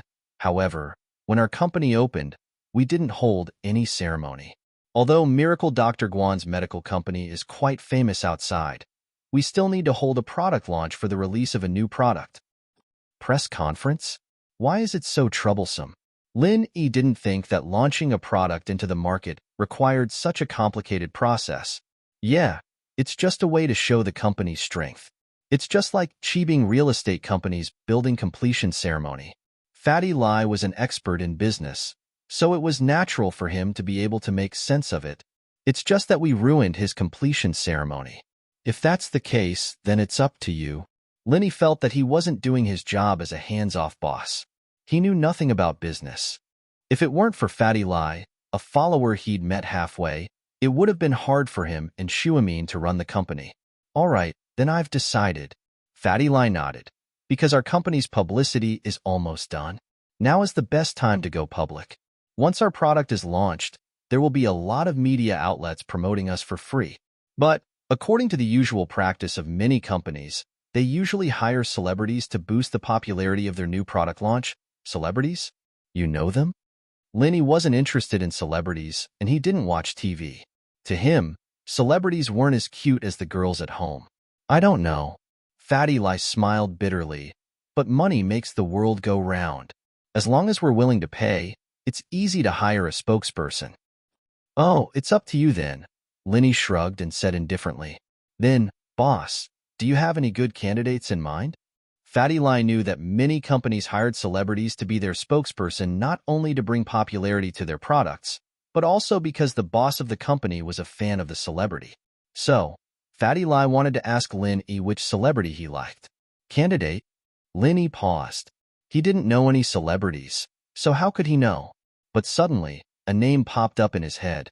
Is there a celebrity called Su Shirhan? Lin Yi remembered buying Su Shirhan's album for Miss and Shu.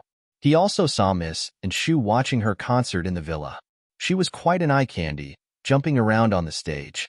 But he didn't know if she would still look good after removing her makeup. Yes. Fatty Lai was shocked when he heard the name. He nodded. Boss, Su Shirhan is a top singer.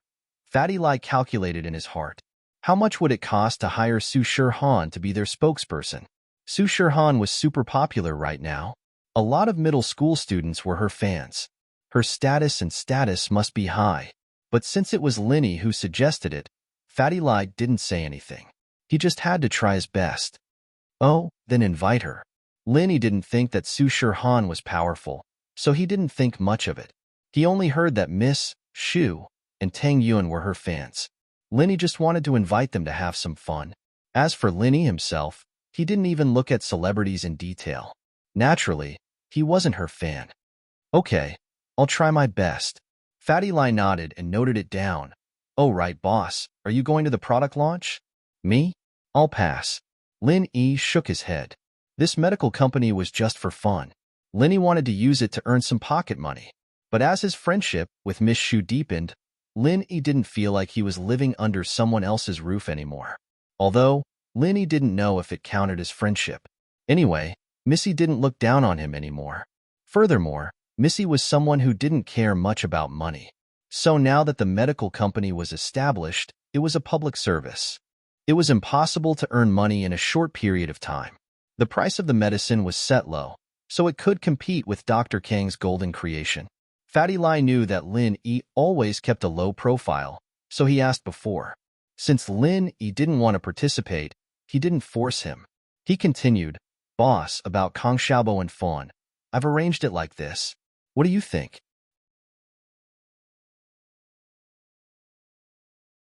Chapter 847. Company of Swindlers Kong Xiaobo. I've arranged for him to be the company's intern vice president, mainly in charge of marketing, Fatty Lai said. The current executive vice president in charge of marketing is a friend of mine, and he's only here to help out. With him guiding Kong Xiaobo, I believe it won't take long for him to graduate as an apprentice. All right, I'll leave it to you. Lin Yi didn't expect Fatty Lai to arrange things so well, and it surprised Lin Yi. As for Xiaofan, I'll arrange for her to work in the quality inspection department, but the position of quality inspection manager is empty at the moment. It won't be too late to arrange for her to be the manager after she gets used to it, Fatty Lai explained. You've thought it through. Lin Yi was a classic example of nepotism, but whether it was Kong Xiaobo or Xiaofan, they wouldn't become arrogant because of this relationship. Although Kong Xiaobo was Lin Yi's follower, wasn't the company's general manager Fatty Lai also Lin Yi's follower?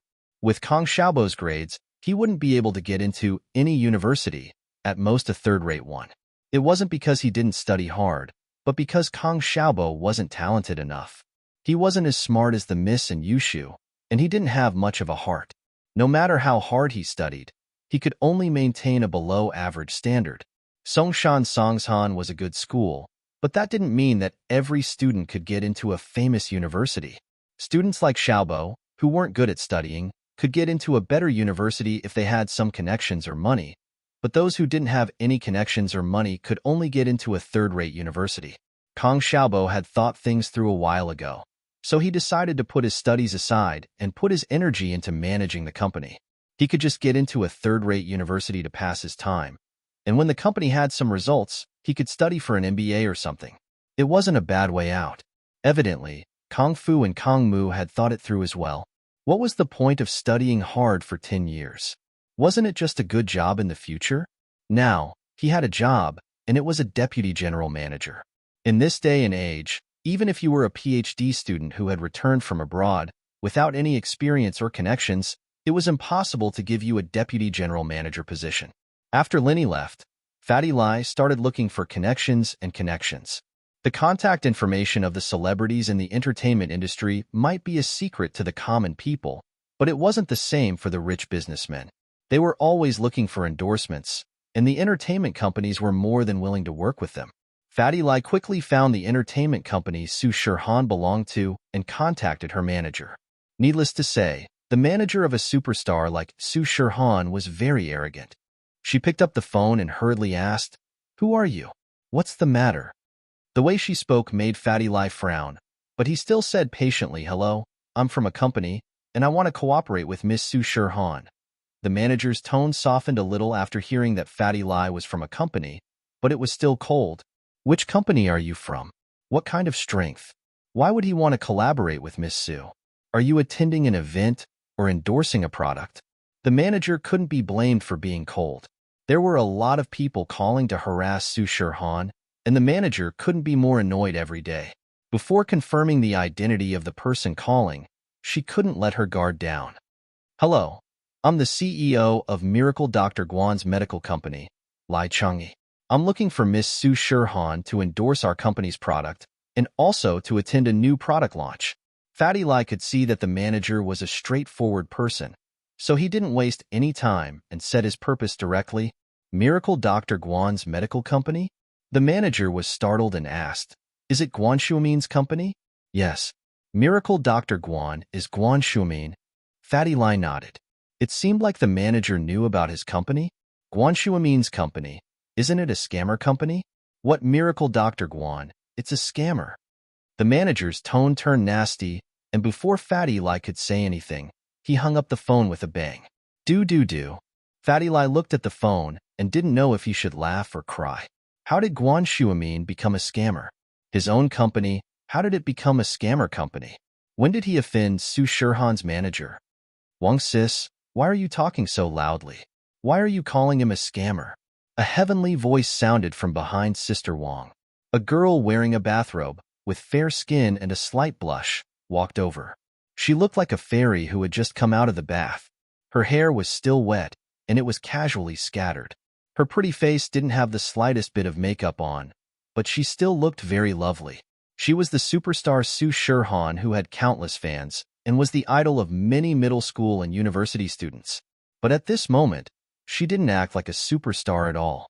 She walked behind the manager like a mischievous girl and bent down to look at her phone, wanting to see who she was calling. Han, are you feeling better? Wang Sis's cold expression changed, and a concerned expression appeared on her face as she turned to look at Su Shirhan. I'm fine. Su Shirhan shook her head and smiled sweetly. Wang Sis, don't worry about me. Right, you haven't told me yet?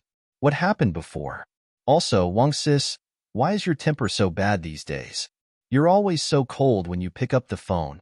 It's not that I'm cold, but there are some entertainment reporters who always pretend to be fans and collaborators, spying on this and that. It's annoying me. Wang Sis sighed. Looks like I'll have to change the phone number after a while. Too many people know this number. But what if it's really a call to collaborate? Su Shirhan nodded and asked. I can tell with just a few words whether it's a collaboration or not. Some people have too much money and purposely call to have fun. Our Han isn't that kind of person. If you want to chase after a celebrity, go find someone else. Wang Sis had been a manager for a few years, and she had a pair of sharp eyes. The companies that could really afford to collaborate with Su Shirhan were all big and famous companies, not some unknown small company.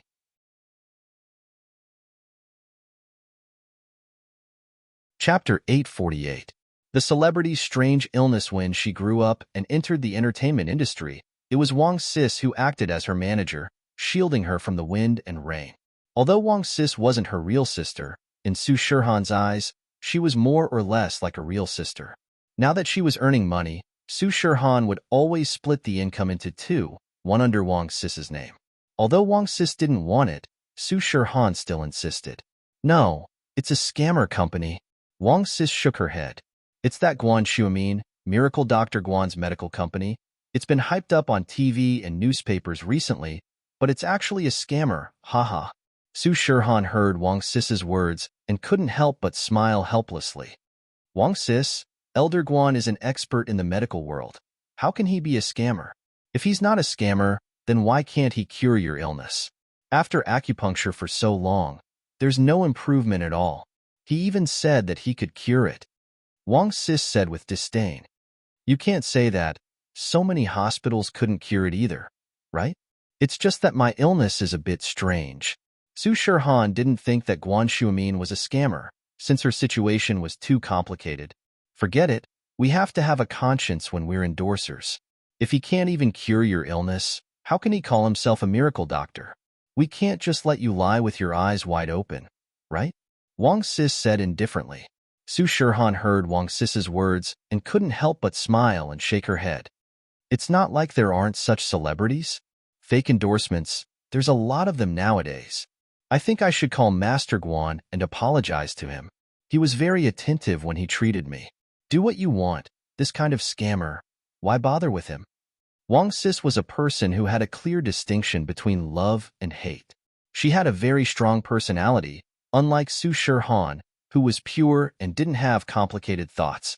However, for someone like Su Shirhan, if it wasn't for Wang Sis, her manager, she would definitely be at a disadvantage. Su Shirhan smiled and picked up the phone. She found the number and called Xu Amin, but his phone was turned off. She could only put this matter aside for now. Fatty Lai didn't manage to invite Su Shirhan, so he quickly called Lin Yi, but Lin Yi didn't think much of it. He heard that Su Shirhan's manager was a cocky one, so he gave up on the idea of finding a spokesperson. Jiang Wen didn't have a good time these days. The pressure from his family and the Fire Wolf gang made it hard for him to breathe. Fortunately, before the kidney trafficking organization was destroyed, Jiang Wen had earned a lot of money for his family in the Fire Wolf gang. Jiang Wen's brother, Jianda, was in charge of organ trafficking in Songshan. Although he didn't get into any trouble, he had to spend money to buy kidneys. The turnover was small, and the cost was high. So, his annual profit wasn't even as much as Jiang Wen's monthly profit. This was also the reason why the Fire Wolf gang and House and didn't take Jiang Wen back. Jiang Wen was quite arrogant and unscrupulous, but one had to admit that he was an expert at making money. He'd made tens of millions of profit in 1 month, and even the leader of the Firewolves North had to look at him in a different light. At this moment, Jiang Wen was lying on the sofa, receiving a call from his father. Jiang Wen, you're still too young. You're too reckless this time. Jiang Wen's father, and Mingyue, said seriously, look at your cousin. He's been in Songshan for a year, and although his results aren't as good as yours, he's stable. Isn't he being used by the Fire Wolf gang now? Dad, I'm just trying to show Grandpa and the Fire Wolf gang what I want, right? Our family, ever since I left the country, the business in the north has been handed over to my uncle. Our family's position in House and in the Fire Wolf gang has been plummeting. Jiang Wen said bitterly, Idiot. I may have given up on the business in the north, and I'm now the liaison between the House and the Fire Wolf gang. It may seem like I'm not as glorious as your uncle, but in reality, every transaction with the Fire Wolf gang comes from your father. And Mingyue said, Otherwise, why do you think the Fire Wolf gang would put you in charge of the business in Songshan when you just came back? As for your brother, is he really valued by the Fire Wolf gang? He's only going to the border to deal with the drug dealers. It looks like he's making a lot of money, but do you know how dangerous it is? Which one of those foreign drug dealers isn't a murderer who kills without blinking an eye? I understand, Dad. I was too reckless. Jiang Wen thought about his father's words and felt that it was true. But the organ smuggling business won't last long. And Jianda had already attracted the police's attention when he started it. It's fine if it stopped now. You've made quite a lot of money for the Fire Wolf gang, so we'll let this go. And Mingyue said, Fortunately, the head of the Fire Wolf gang's northern branch is a cruel man. He likes your unscrupulous way of making money, and with me coming back from the middle, he finally agreed to give you a new job. What? A new job? That's great. Jiang Wen was overjoyed when he heard his father's words. He was still thinking about what he should do in the future. How was he going to pursue Ming Yao without a kidney and a career? Now, a new career had arrived so quickly. Yeah, the most profitable business is prostitution, drugs, and organ smuggling. As for the sex industry, there are local gangsters everywhere. We shouldn't interfere. And Mingyue said, As for drug trafficking, your cousin is already in it. What you need to do now is gambling. Oh, you want me to build a casino? Jiang Wen could roughly guess his father's intention. Yes, but not a normal casino. It's an underground boxing ring. And Mingyue said, Normal casinos are also controlled by local gangsters. It's not good for us to interfere. That's why we're doing the boxing business. Not only can we sell the tickets, but we can also bet on the outcome of the fights. It's a very profitable business. No problem, leave it to me. I'll do it well this time. Jiang Wen nodded. But I don't have anyone else I can use. The tattooed guy already took the blame for me.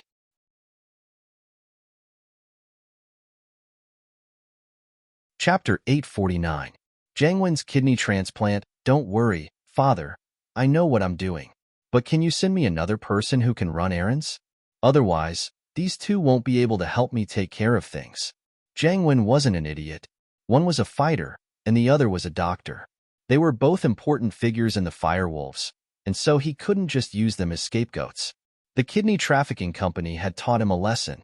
He had to have a backup plan. He was lucky enough to escape this time, but he had to be more careful next time. He had to prepare a scapegoat for his crimes. Otherwise, the next person to go to jail would be him. Haha, of course, you don't have to worry about that. And Mingyue smiled. I've found a suitable candidate. He's a wanted criminal, and he only has a junior high schooler at home. He can help you. How could Ming Yue not know what his son was thinking? Plus, he didn't want anything to happen to Jiang Wen, so he had to arrange everything in advance. Oh, so this person doesn't have anything to worry about? Jiang Wen asked quickly. Nope, he only has a junior high schooler at home. After he committed the crime, he lied to his brother, saying that he went overseas to work. And Ming Yue said, I've already sent some money to his brother a few days ago, saying that his brother won't be back for a while. That's good. Jiang Wen nodded. Leave this arena to me. I'll make it great for you. Jiang Wen hung up the phone. He was very excited. The second spring of his career was about to come. He thought that he would be neglected by the firewolves for a while, but it seemed like his father's relationship with the firewolves wasn't just a shallow one. But when he thought about the fact that the firewolves sent a mystic early phase peak wasn't going to be his bodyguard or fighter, Jiang Wen felt a little depressed. How great would it be if this person was his subordinate? Then he could be arrogant and tyrannical in Songshan City again. In fact, Jiang Wen didn't have a decent follower. Otherwise, he wouldn't even care about Zhao Qibing. What was an illegitimate son of a hidden house? Even the direct descendants of the hidden families had to be respectful in front of the Fire Wolf Gang's division leader. This was also why Jiang Wen didn't give Qibing any face. Qibing knew that Jiang Wen had the firewolves behind him, so he didn't dare to act recklessly. However, the secrets of the firewolves were only known to those who stood at a certain level. Zhao Qibing knew a thing or two about them and knew that the firewolves were not to be messed with. Sihua, on the other hand, had no idea how strong the firewolves were. Right now, Jiang Wen felt that all he needed was a kidney, and he'd be able to regain his glory. Now that he had a career and powerful subordinates, all he had to do was install a kidney, and he would once again be one of Songshan's 4 young masters. Jiang Wen hung up his father's call and was about to call Pinliang, but Pinliang's call came in before he could make the call. Jiang Wen picked it up quickly. Hello, brother Pinliang? How was it? Are the results out yet? Hey, we're out. Pinliang pretended to be in pain and said worriedly, It really isn't a match, my kidney. Pinliang bro, I'm sorry for your loss. I'll get you a good kidney for sure. Look, is your kidney? Jiang Wen asked carefully. Yeah, since it's yours, I'll have to return it to its rightful owner. Pinliang sighed. And bro, you can't forget me in the future. You have to get me a good kidney. Of course. When do you think we should do the surgery? Jiang Wen was worried that something might happen if something went wrong. The sooner the better. There's no rush, right? My body's been through a couple of surgeries, and I'm still very weak. I need to nourish my body before the surgery, right? Pinliang said, troubled. Plus, the surgery fee is quite expensive. I'll have to discuss it with my dad first. The surgery fee is not a problem. Of course, I'll pay for it. How can I let you pay for it, bro? Jiang Wen said quickly. As for your body, we can nourish your body after the kidney transplant, right? How about this? I'll give you some nutrition fees, and you can buy some supplements or something. I see. Pinliang was overjoyed. Jiang Wen, you idiot. I'm giving you a dog kidney, and you're giving me money? What an idiot. But he didn't show it on his face. Since Bro says so, I can't really say no. I guess that's the only way. But how much can you give me for the nutrition fees? How about 500,000? Jiang Wen gritted his teeth. That was half of his private stash. The rest of it was given to the firewolves and Housen. He was feeling a little heartache. But he had a career now, and he had a kidney. What was this little bit of money? It was a double blessing for him. Okay, right? Then when do we get the kidney transplant? Jiang Wen asked anxiously. And bro, since you're in such a hurry, I won't delay it any longer. How about tomorrow? Pinliang said. The private clinic that's doing the checkup here can do the surgery. I've already contacted Xiaofu. Okay. Tomorrow then. Pinliang bro, thank you. I'll treat you to a feast then.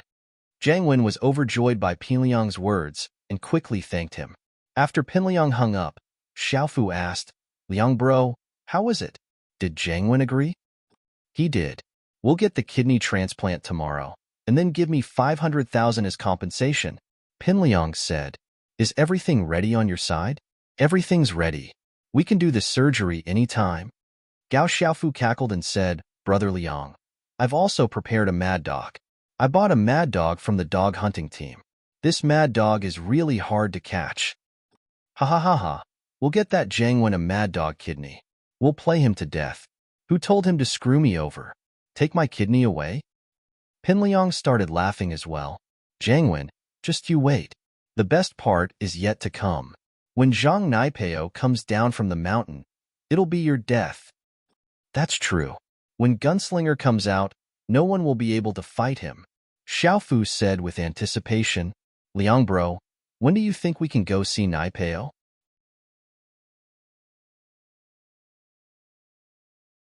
Chapter 850. You Xiaoka, are you depressed? I know that. Xiaofu nodded. The two of them had grown up amidst great joys and sorrows. How childish were they when they thought back to what they'd done? But how many people hadn't been childish before in their lives? How many people hadn't grown up amidst failure? Pinliang and Xiaofu's thoughts had deepened, and they no longer showed their hatred on their faces and fought their enemies head-on. They now knew how to use schemes and strategies. The next morning, Pinliang and Xiaofu arrived at the private clinic they'd agreed on earlier. This clinic was under Tsihua's jurisdiction, and Xiaofu was able to easily reach an agreement with the doctors here using Tsihua's name. Jiangwen thought that it'd be hard for a normal clinic to complete a kidney transplant, but after seeing the size of this clinic, he let go of that worry. This clinic wasn't small at all, and they could even perform appendectomies and cholecystectomies. A kidney transplant shouldn't be a problem at all. Pinliang pretended to sigh as he chatted with Jiangwen, and with Xiaofu's help, he walked into the surgery room and lay down on the bed. The doctor injected anesthetic into Jiangwen first, and in order to not arouse Jiangwen's suspicion, he pretended to inject the anesthetic into Pinliang as well. In fact, Jiangwen was being very careful this time. He'd removed the wrong kidney last time, so naturally he'd be more careful this time. It wasn't that he thought that Pinliang would lie to him, but he didn't suspect Pinliang at all. Why would Pinliang want a rejected kidney? Since Pinliang had promised to return the kidney to him, Jiangwen didn't think too much about it. He was just worried about the doctor's skills. After a while, a wave of drowsiness hit him, and Jiangwen fell asleep. Pinliang, who should have fallen asleep as well, sat up abruptly and got off the bed. He looked at the sleeping Jiangwen and spat on the ground before calling out to the surgery room. Xiaofu, open the door and let the dog out. All right, Liang bro. Gao Xiaofu pushed a surgical cart over, and on the cart lay a big black dog that had already been anesthetized. Dr. Zhang, sorry to trouble you. Gao Xiaofu said to the chief surgeon with a smile. Don't worry, there won't be any problem. I don't dare to replace a human kidney, but a dog kidney is not a problem. Anyway, it's fine even if it's damaged, right? Dr. Zhang nodded and asked. It's fine if I die, Pinliang said nonchalantly. The rest was left to Dr. Zhang, and Pinliang and Xiaofu left first. Xiaoka was very depressed these days, almost to the point of being depressed.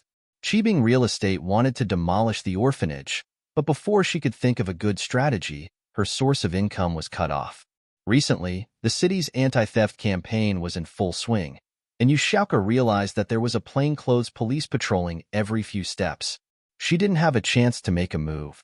Moreover, committing a crime at a time like this was no different from asking for death. Although what she did wasn't enough for Lingshan to issue a wanted order for her, who knew if Lingshan told her subordinates about her appearance? What if she was recognized for being sneaky? However, she had to go out and earn money. The orphanage's expenses were getting higher and higher, and if this continued, they would be running out of money. Xiaoka was depressed and anxious. Xiaoka, what are you doing? You're walking around the house and I'm getting dizzy. The dean couldn't help but ask when she saw Xiaoka walking around like a headless fly. Master, the police are starting to crack down. I can't go out and work anymore. Xiaoka sighed. I need to think of a way. It seems like I need to spread the news and get a few big deals. Linny sighed and said, Xiaoka, it's been hard on you. The dean looked at Xiaoka with heartache. If it wasn't for the fact that I can't show my face in public, I really want to share some of your burden. You're only 18, and you should be enjoying your youth without any worries. But you have such a heavy burden on you every day, master. You're treating me like an outsider. You treat me like a daughter, and I share your burden. Isn't that what I should do? Xiaoka didn't think that she was suffering much. It had been so many years, and she was used to it. Now, all she wanted was to earn money so that the children in the orphanage could live a good life. Xiaoka, you're not young anymore, right? One of my biggest wishes is for you to marry into a good family, get rid of your current hard life, and live a happy life. The dean looked at Xiaoka and suddenly said, Me? Marry? Ha, master. Don't joke with me. Xiaoka shook her head. Who dares to marry me? I'm a female thief. Who dares to marry me? That's not important. If you don't say it yourself, who would know? The dean didn't mind. Just change a place and hide your name. Change a place and hide my name? No way. What about the children in the orphanage? How can I leave them alone? Xiaoka shook her head. So, whoever marries me has to bear the burden of the orphanage. Ha! Who would dare to marry me? Even if I'm as beautiful as a goddess, it's impossible, right? Plus, I'm not even a sky immortal yet. The dean sighed and didn't say anything else on the topic. He knew what Xiaoka was thinking. How could she think about marriage before the orphanage's problems were solved? And if it was as Xiaoka said, marrying her would have to bear the burden of the orphanage, then no one would dare to marry Xiaoka. Xiaoka was pretty, but she was used to playing around outside, and she was a female thief. Which rich family would want a girl like that? If it was a small family, who would be able to bear the burden of such a huge orphanage? But then again, even if those rich families were willing to marry Xiaoka, why would they help her bear the burden of the orphanage? They were rich, but they couldn't afford to spend money like that, could they? The orphanage's expenses went up to $1 million a year. How expensive were things nowadays?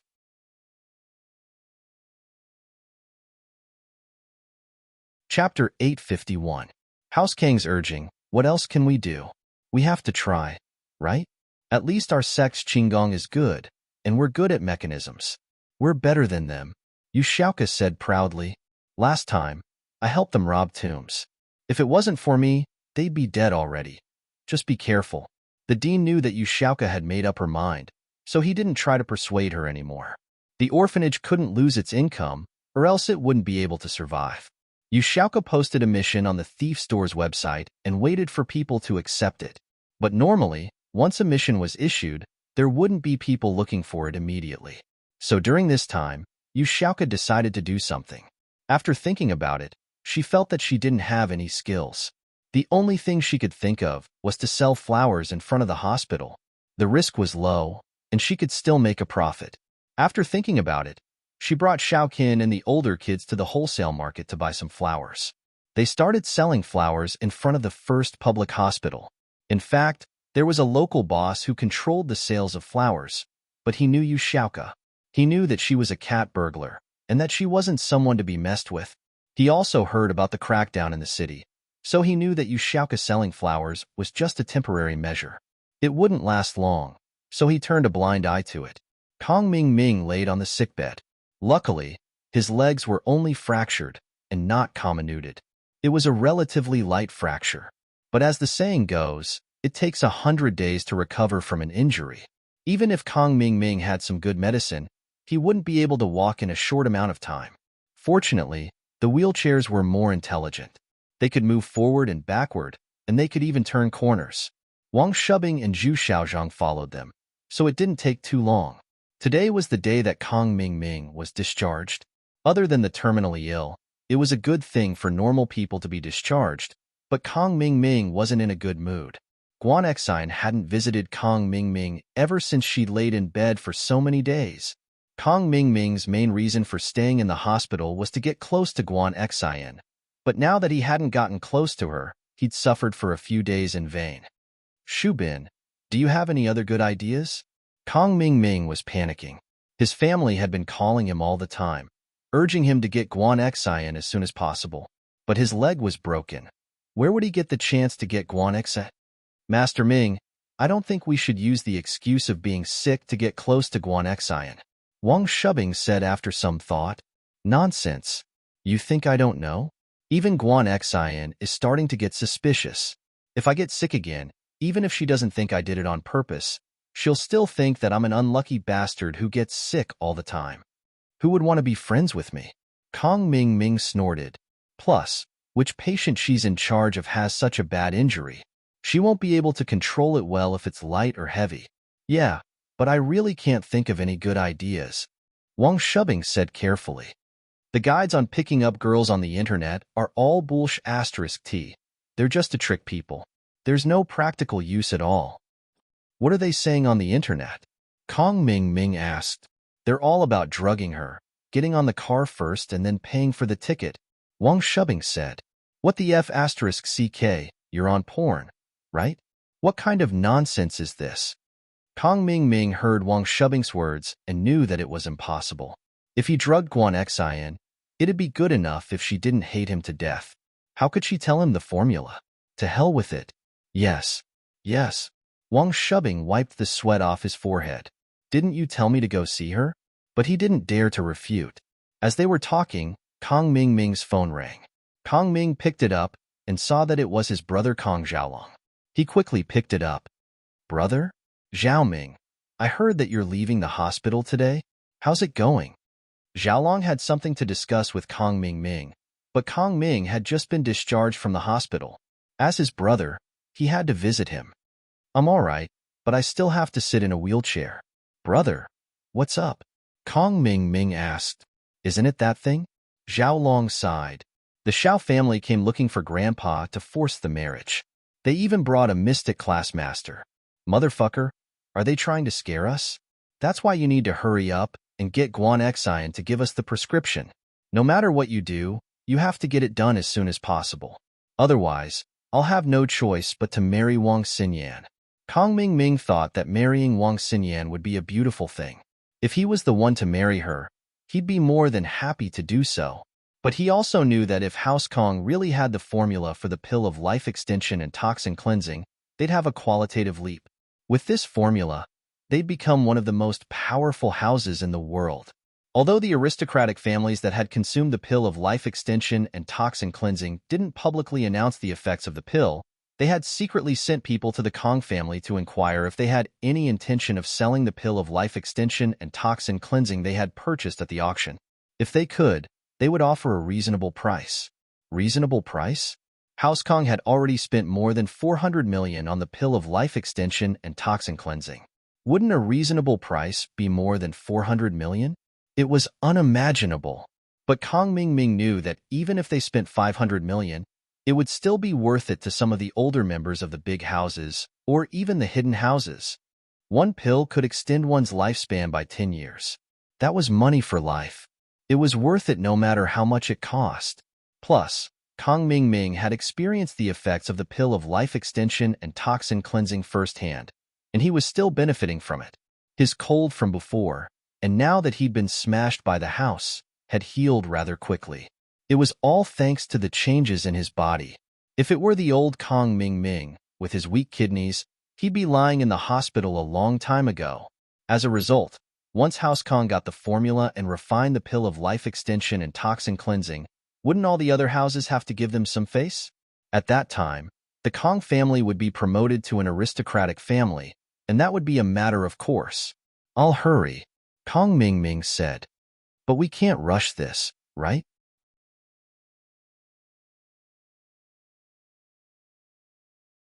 Chapter 852.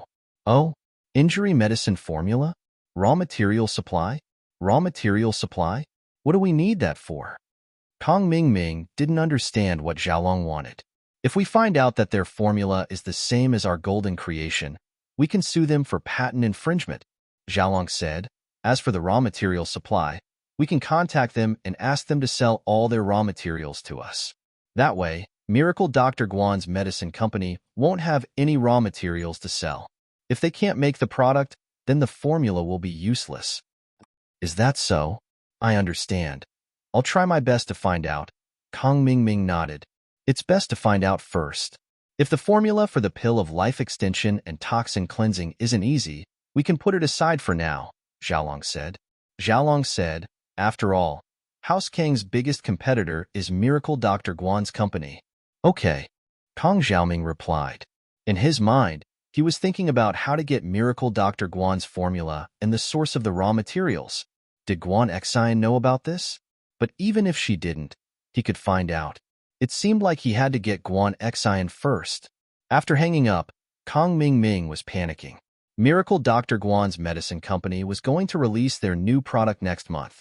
It would be too much of a rush to get the formula before then. Wang Shubing, things have changed. We have to get Guan Xian as soon as possible. Kong Xiaoming didn't hide his intentions from his confidant. My big brother is already rushing me. Miracle Dr. Guan's medical company will be releasing their product into the market next month. We need to get the formula of the injury medicine and the raw material purchasing channel before that happens. Kong Xiaoming didn't hide his intentions from his confidant. Wang Shubing and Zhu Xiaozhang had helped him do some evil things before, such as murdering Xiaofan, so these things weren't a big deal in their eyes. Master Ming, that's going to be a bit difficult. Guan Xian's a pure and innocent girl with a strong sense of self-defense. With her family background, she won't be easily tempted by money.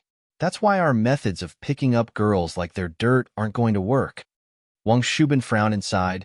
Guan Xian is a girl from a wealthy family. She likes romantic love, but we don't have much to be romantic about. Romantic? Damn it, I didn't know what romance was 10 years ago. Whenever I saw a pretty girl, I would throw money at her. Kong Ming Ming said fiercely, but I don't care. Think of a romantic way for me right now. I need to finish Guan Xian as soon as possible. There's no time. Wang Shubing was speechless. Where could he go to find romance at this time? However, since it was Kong Ming Ming's order, he could not disobey it. He could only think hard. Even though Zhu Xiaozhang wasn't named by Kong Ming Ming, there was no guarantee that Kong Ming Ming would ask him. So he didn't dare delay. While Wang Shubin was thinking, Zhu Xiaozhang was also thinking of a solution. You three? Why are you standing in the middle of the hospital's entrance? Do you want to die? The three of them were thinking hard when they suddenly heard a loud shout. Kong Ming Ming looked up and saw a hearse entering the hospital. The three of them were standing in the middle of the entrance, blocking the hearse's way. The driver of the hearse was holding a wreath to pick up the deceased, but when he reached the entrance, he was blocked by Kong Ming Ming's group. He honked for a long time, but the three of them didn't hear him. The driver had no choice but to open the window and yell at them. However, Zhu Xiaozhang was an arrogant person. He was usually as domineering as a crab, but when he heard someone scolding him, he immediately became angry. He glared at the hearse driver and cursed, "Who are you calling courting death? You old bastard. You don't want to live anymore, do you? Do you know who I am? Why are you in such a hurry? Do you want to die?" The hearse driver was just angry at the moment, so he spoke without thinking. As long as Zhu Xiaozhang moved out of the way, he would let it go. However, when he saw Zhu Xiaozhang's arrogance, blocking the road and still speaking reasonably, he became angry. "I am in a hurry to pick up the deceased. What's wrong? If you don't move out of the way, I will run you over and give you a wreath. I will take you to the crematorium on the way." Huh. Zhu Xiaozhang wanted to continue yelling, but when he heard the driver say he would give him a wreath, he suddenly had an idea. Wreath. Flowers. Yes, if there was anything romantic, it would be giving flowers. He had seen some soap operas before. In those soap operas, the male protagonist would use flowers to woo the female protagonist. They would create a sea of flowers, and then the male protagonist would stand in the middle of the sea of flowers with a broken guitar, confessing his love. Although Guan Xian wasn't a gold digger, she definitely couldn't stand such a romantic sea of flowers. Every girl wanted to have a romantic courtship like this, so Guan Xian was no exception. Zhu Xiaozhang was so happy that he danced with joy. His gaze towards the hearse driver was a lot gentler than before. This person was a great help to him. So Zhu Xiaozhang smiled at the hearse driver. "Thank you." The hearse driver was dumbfounded. What kind of person was this? He was giving him a wreath and he was thanking him? Was there something wrong with him? Was he crazy? Thinking of this possibility and seeing Zhu Xiaozhang's gratified smile, the driver shuddered. He suddenly remembered that this was a hospital. Could this person in front of him be a mental patient? Thinking of this possibility, the driver was shocked. It wasn't against the law for this psychopath to kill someone. He couldn't provoke him. He quickly reversed the car and prepared to leave from the back door of the hospital. He didn't want to provoke this psychopath and invite an unexpected disaster. Zhu Xiaozhang didn't have the mood to care about what the driver was thinking. He quickly turned to Kong Ming Ming. Master Ming, I have a good idea. What is it? Hurry up and tell me. Kong Ming Ming asked impatiently. It's like this. We can use the flower seed tactic. Wang Shubing said. Master Ming, we can buy a bunch of flowers and place them in the courtyard of the hospital. Then you can confess to Guan Xian in front of everyone. How romantic would that be? When Guan Xian is touched, she might give you a chance. Oh, will that work? Kong Xiaoming listened to Wang Shubin's plan and felt that it was feasible. He couldn't help but feel moved.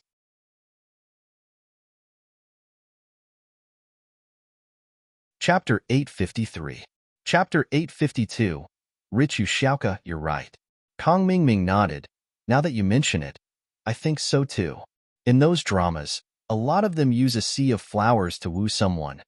However, Kong Mingming and Wang Shubing had neglected one important point, and that was the relationship between the male and female lead in dramas. It was completely different from his relationship with Guan Xian. The male lead used a sea of flowers to woo someone, but it was built on the premise that the female lead already had feelings for him. It was just that the two of them had misunderstandings or conflicts, or maybe it was just a layer of paper window that wasn't broken. That was why the sea of flowers had such a powerful effect. But the problem now was that Guan Xian didn't like Kong Mingming at all, and she didn't have any feelings for Kong Mingming. How could she fall in love with Kong Mingming just because of the sea of flowers? If it was Linny doing this, Guan Xian might have gladly accepted. Then should we go back and contact the florist? Wang Shubing saw that Kong Mingming had agreed, so he asked, Go back for what? Can't we just buy the flowers here? It's better to do this as soon as possible. Kong Mingming was in a hurry, and he didn't want to wait any longer. Okay, then we'll buy it now. Wang Shubing nodded and pushed Kong Mingming out of the hospital. He saw Yu Xiaoka selling flowers with the children from the orphanage. Isn't there someone selling flowers here? Kong Mingming's eyes lit up when he saw Yu Xiaoka. What a pretty girl. But she looked familiar, as if he had seen her somewhere before. However, he had to pursue Guan Xian, and he couldn't afford to cause any trouble. Otherwise, he would have gone after the little girl selling flowers. Wang Shubing and Zhu Xiaozhang also felt that Yu Xiaoka looked familiar, but they didn't know where they had seen her before. However, he didn't pay much attention to it. He thought that she sold flowers at the entrance of the hospital every day, and he saw her every day when he went in and out.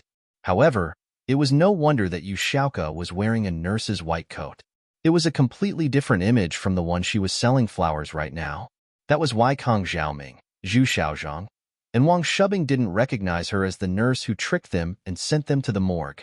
However, Kong Mingming, Wang Shubin, and Zhu Xiaozhang didn't recognize Xiaoka, but she did. As a qualified cat burglar, Xiaoka's eyesight was quite good. She recognized the 3 fat sheep with one look, but when she saw them walking towards her, she felt a little guilty.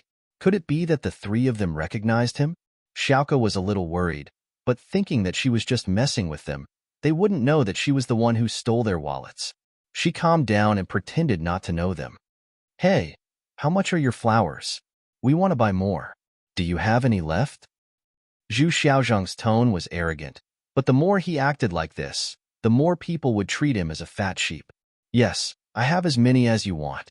But what flowers do you want to buy? Xiaoka's eyes brightened. She knew that the 3 idiots were going to give her money. We want roses. How many do you have? The ones you have aren't enough for anything. Zhu Xiaozhang said impatiently. Roses are 3 yuan each. I have as many as you want. If you don't have enough, you can plant them now, Xiaoka said. Zhu Xiaozhang felt that Xiaoka wasn't reliable after hearing her **T. He wanted to ask the flower shop nearby, but he heard Kong Mingming say something. Your words are quite interesting. Kong Mingming laughed. Then I'll buy them from you. I want to buy 10,000 roses and put them in the hospital yard. It'll be a sea of flowers for an hour. Is that okay? Sure, but you have to give me a deposit first. Xiaoka was overjoyed. She didn't expect to meet an idiot like this on her first day of selling flowers. He didn't even ask for the price and ordered 10,000 roses. 3 kuai was only the retail price of a single rose. She could buy 10 of them at a cheaper price, and she could even get the packaging for free. Deposit is not a problem, but I can't give you much. 10,000. I'll give you the rest after you get the flowers, Kang Xiaoming said. In his eyes, 10,000 kuai wasn't much, not to mention that he had just gotten some money from Zihua. He was quite generous. Xiaoke almost laughed out loud after hearing Kang Mingming's words. 10,000. 10,000 roses didn't even cost 10,000 RMB. Currently, the price of roses in Songshan City's flower wholesale market was 50 cents, but if the quantity was large, it could be lowered to 30 cents. So only 3,000 RMB was enough. This idiot gave her 10,000 at once. What a great deal. Xiaoke estimated that she could give them 80 cents if they bargained, but these three didn't seem to know the market at all. They didn't bargain and even gave her 10,000 as a deposit. Of course, Xiaoke couldn't show it. She said calmly, "Okay, give me the deposit and I'll send the flowers to you." Kang Mingming and the others didn't expect that they could bargain with the price of the flowers.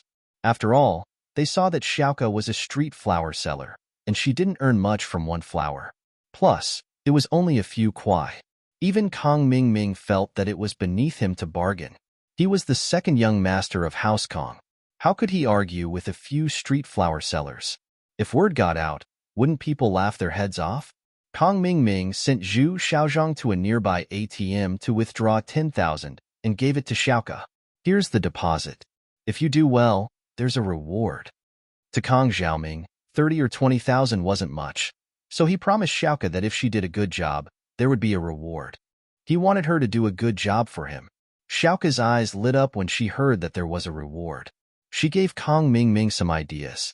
"Boss, who are you welcoming? Is it your girlfriend?" "Yes, it's my girlfriend. I want to confess to her." Kang Mingming was overjoyed when he heard that Guan Xian was his girlfriend. He was in a great mood. He nodded. "Why? Is there something? If you're welcoming your girlfriend, do you need me to prepare a sign or something?" Xiaoke thought that since she earned so much from him and got a reward, she might as well give him something as well.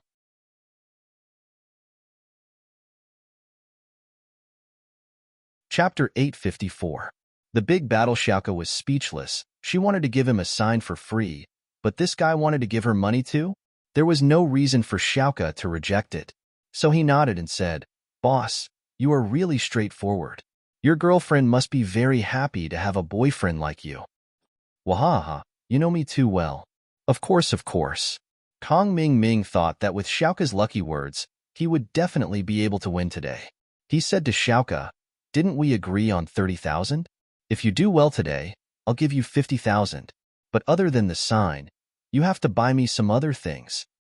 "All right, boss, just say it." Xiaoke thought that she'd met an idiot today. She'd be letting herself down if she didn't rip him off. "Go get me some fireworks, a broken guitar, and a megaphone. I want to confess my love." Kang Mingming thought that in movies, other than a sea of flowers, there were fireworks as well, and so he took the chance to bring it up. Kang Mingming was too lazy to buy them himself, and he didn't know where to buy fireworks. He wasn't familiar with Songshan either, so he might as well let Xiaoke do it for him. Xiaoke happily went to buy the things. As a female cat burglar, she'd been to many places in Songshan, and so she knew what was sold and what was available. She sent Kin to the flower market to buy flowers, and another to buy fireworks, and another to the second-hand market to buy a broken guitar and megaphone. Xiaoke herself went to prepare the sign for Kang Mingming. Because there were many people, the division of labor was clear, and so after Xiaoke got the sign from the photocopier, the others also brought the things back, arranging them according to Kang Mingming's requirements. Kang Mingming didn't expect Xiaoke to finish it so quickly. He couldn't contain his joy and gave the remaining 40,000 to Xiaoke without hesitation. Ken and the kids didn't think that Xiaoke would be this good. She just casually negotiated a 50,000 kuai deal. The flowers, the sign, the second-hand guitar, and the amplifier only cost 4,000 kuai in total. They couldn't believe that they had earned 45,000 kuai in just a blink of an eye. Xiaoke took the money and left. She had earned enough here, and if she earned more, people would be jealous of her.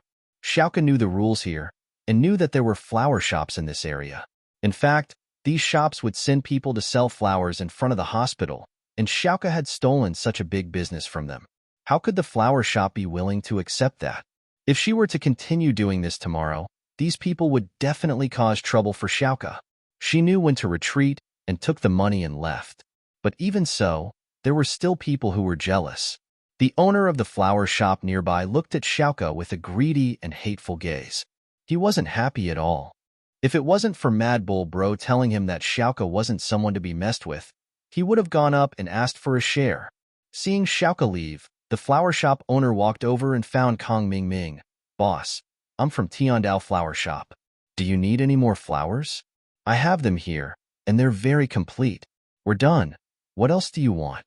Kong Ming was excitedly preparing to confess to Guan Xian, and this flower shop owner came over to talk to him.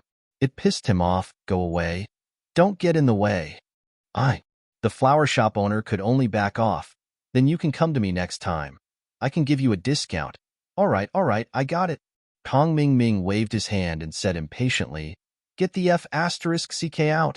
Guan Xian was only a nurse in the Songshan First Hospital, but there were many people who knew her. The prettiest girl in the Songshan First Hospital was definitely Guan Xian, so whether they talked to her or not, they'd all heard of her name. Now that Kong Ming had put up the sign, "Guan Xian, I love you," many people saw it and stopped to look, trying to guess who Kong Ming was. Could this guy in the wheelchair be Guan Xian's boyfriend? Guan Xian, on the other hand, got the news very quickly. Those who knew Guan Xian told her about the situation at the hospital entrance. Xian, I have big news for you. There's a sea of roses outside our hospital, and they're preparing to confess. That's quite romantic. He's really rich," Li Xiaomei said enviously. "Oh." Guan Xian only smiled faintly. "What does that have to do with me?" "How does it have nothing to do with you? That person even put up a sign, 'Guan Xian, I love you.' It's obviously for you. It's already spread in our hospital," Li Xiaomei said. "I just went to the ward and the doctor there told me." "Huh? Me?" Guan Xian's eyes widened at Li Xiaomei's words. She looked at her in disbelief. "Really? Are you talking about me?" "Yes." Li Xiaomei nodded. "It's really you? Who? Who would do that? Was it Lin Yi?" Guan Xian subconsciously thought of Lin Yi, but when she thought of Lin Yi, she shook her head and blamed herself. It couldn't be Lin Yi. Why would he confess to her? He was really indulging in fantasies. Guan Xian lost interest once she remembered that the person wasn't Lin Yi. There wasn't any excitement on her face. Who's so bored? Xian, aren't you moved at all after hearing this explosive news? You don't even want to go out and see who did it? Li Xiaomei asked curiously. "No." Guan Xian shook her head. "What's there to see? It's probably Kong Ming, that boring person." Now that you mention it, it's possible." Li Xiaomei lost interest when she heard the name. She didn't have any feelings for Kong Ming, and she also knew Xiao Fan through Guan Xian. She knew that Xiao Fan was harmed by Kong Ming, so she didn't have a good impression of Kong Ming, and now her impression of him was even worse. "So, let's get back to work." Guan Xian started to get busy again. After work, Guan Xian and Li Xiaomei walked out of the hospital together. Wang Shubin, who was in charge of investigating at the hospital, saw Guan Xian and immediately sent a signal to Kong Ming and Zhu Xiaozhang.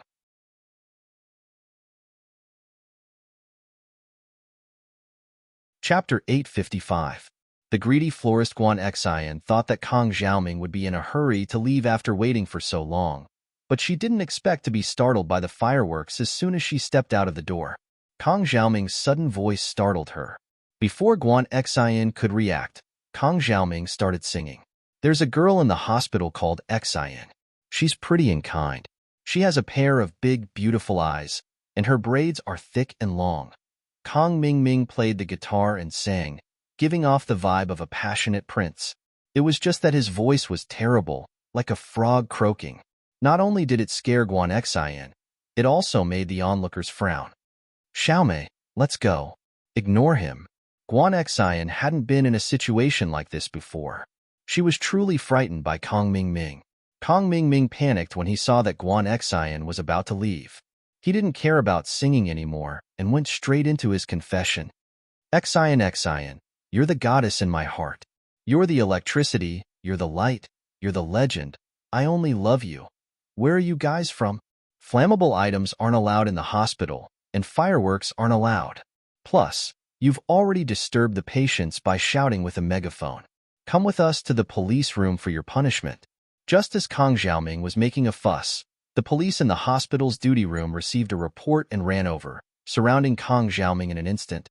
Kang Mingming didn't think he'd attract the police. Is it illegal for me to pick up girls? It's not illegal for you to pick up girls, but what you're doing is against the hospital's rules.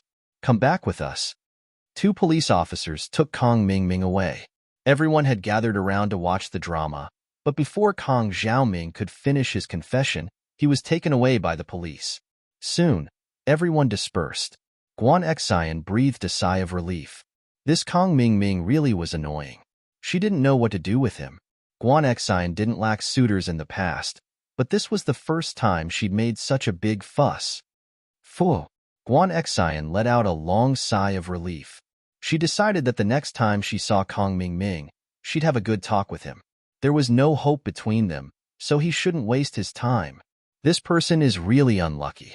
He was arrested by the police on duty in the hospital before he could finish his confession. Li Xiaomei curled her lips, feeling a little funny. Thank God he was taken, or I wouldn't know how to deal with him. Guan Xian shook her head as she quickly followed Li Xiaomei to where the hospital bus was parked. Kang Mingming was in the hospital's police office. He wrote a letter of guarantee, paid a small fine, and was released. After all, he didn't do anything too serious. The police criticized and educated him before letting him go. Kang Mingming didn't listen to a single word. He was secretly worried and quickly maneuvered his wheelchair out of the police office. He saw Zhu Xiaozhong and Wang Shubing waiting at the entrance. Where's Guan Xian? How is she? Kang Mingming asked anxiously. She left a long time ago. Wang Shubing said helplessly, Master Ming, you weren't there, so we couldn't stop Guan Xian from leaving. When she left, what was her expression like? Was she happy? Kang Mingming asked. No, she looked angry. Wang Shubing said carefully. Motherf **Ker. We made such a big scene for nothing. Kang Mingming said unhappily, how can this hospital be so lenient? The 3 of them left the hospital together. The sea of flowers in front of the hospital had already been removed, and the guitar and amplifier were nowhere to be seen. However, Kang Xiaoming didn't really care about these things. Right now, he was thinking about how to get Guan Xian. It seemed that his confession was a complete failure. He just didn't know if he was angry because Guan Xian didn't like him, or was he angry because his confession was ruined. The owner of the flower shop in front of the hospital was rich. Kang Mingming was arrested.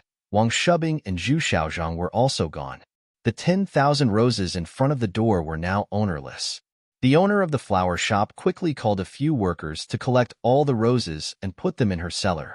The owner picked up a big bargain, but not only was he not satisfied, he was still planning to sell the flowers to Kang Mingming tomorrow.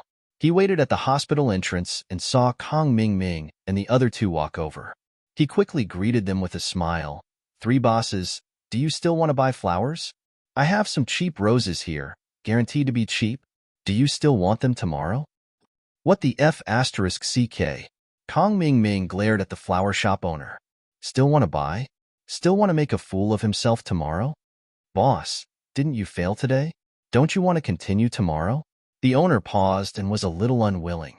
He saw that Yu Xiaoka was earning money, so he was extremely jealous.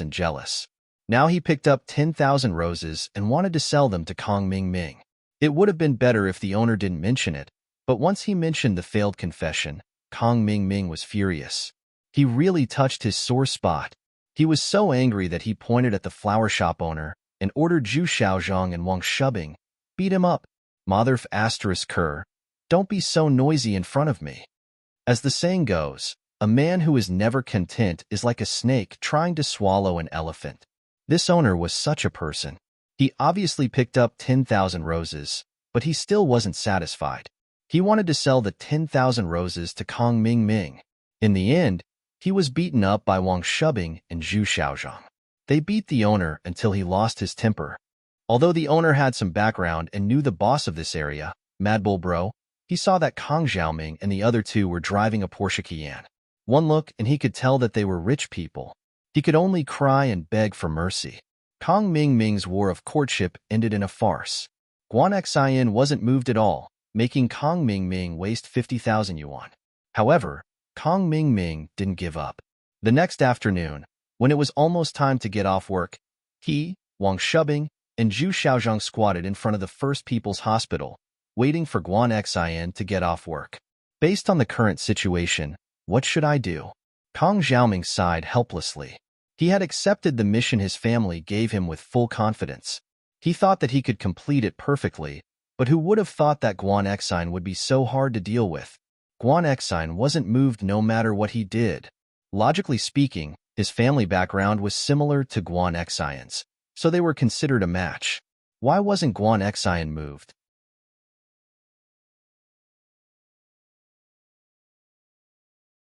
Chapter 856.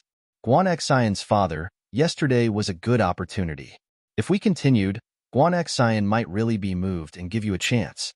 But yesterday's plan failed. We can't use the same plan a second time. Even if we use it, it won't have any effect. So I think we should change our strategy. Aren't you talking nonsense? I know that too. Kong Xiaoming wasn't in a good mood.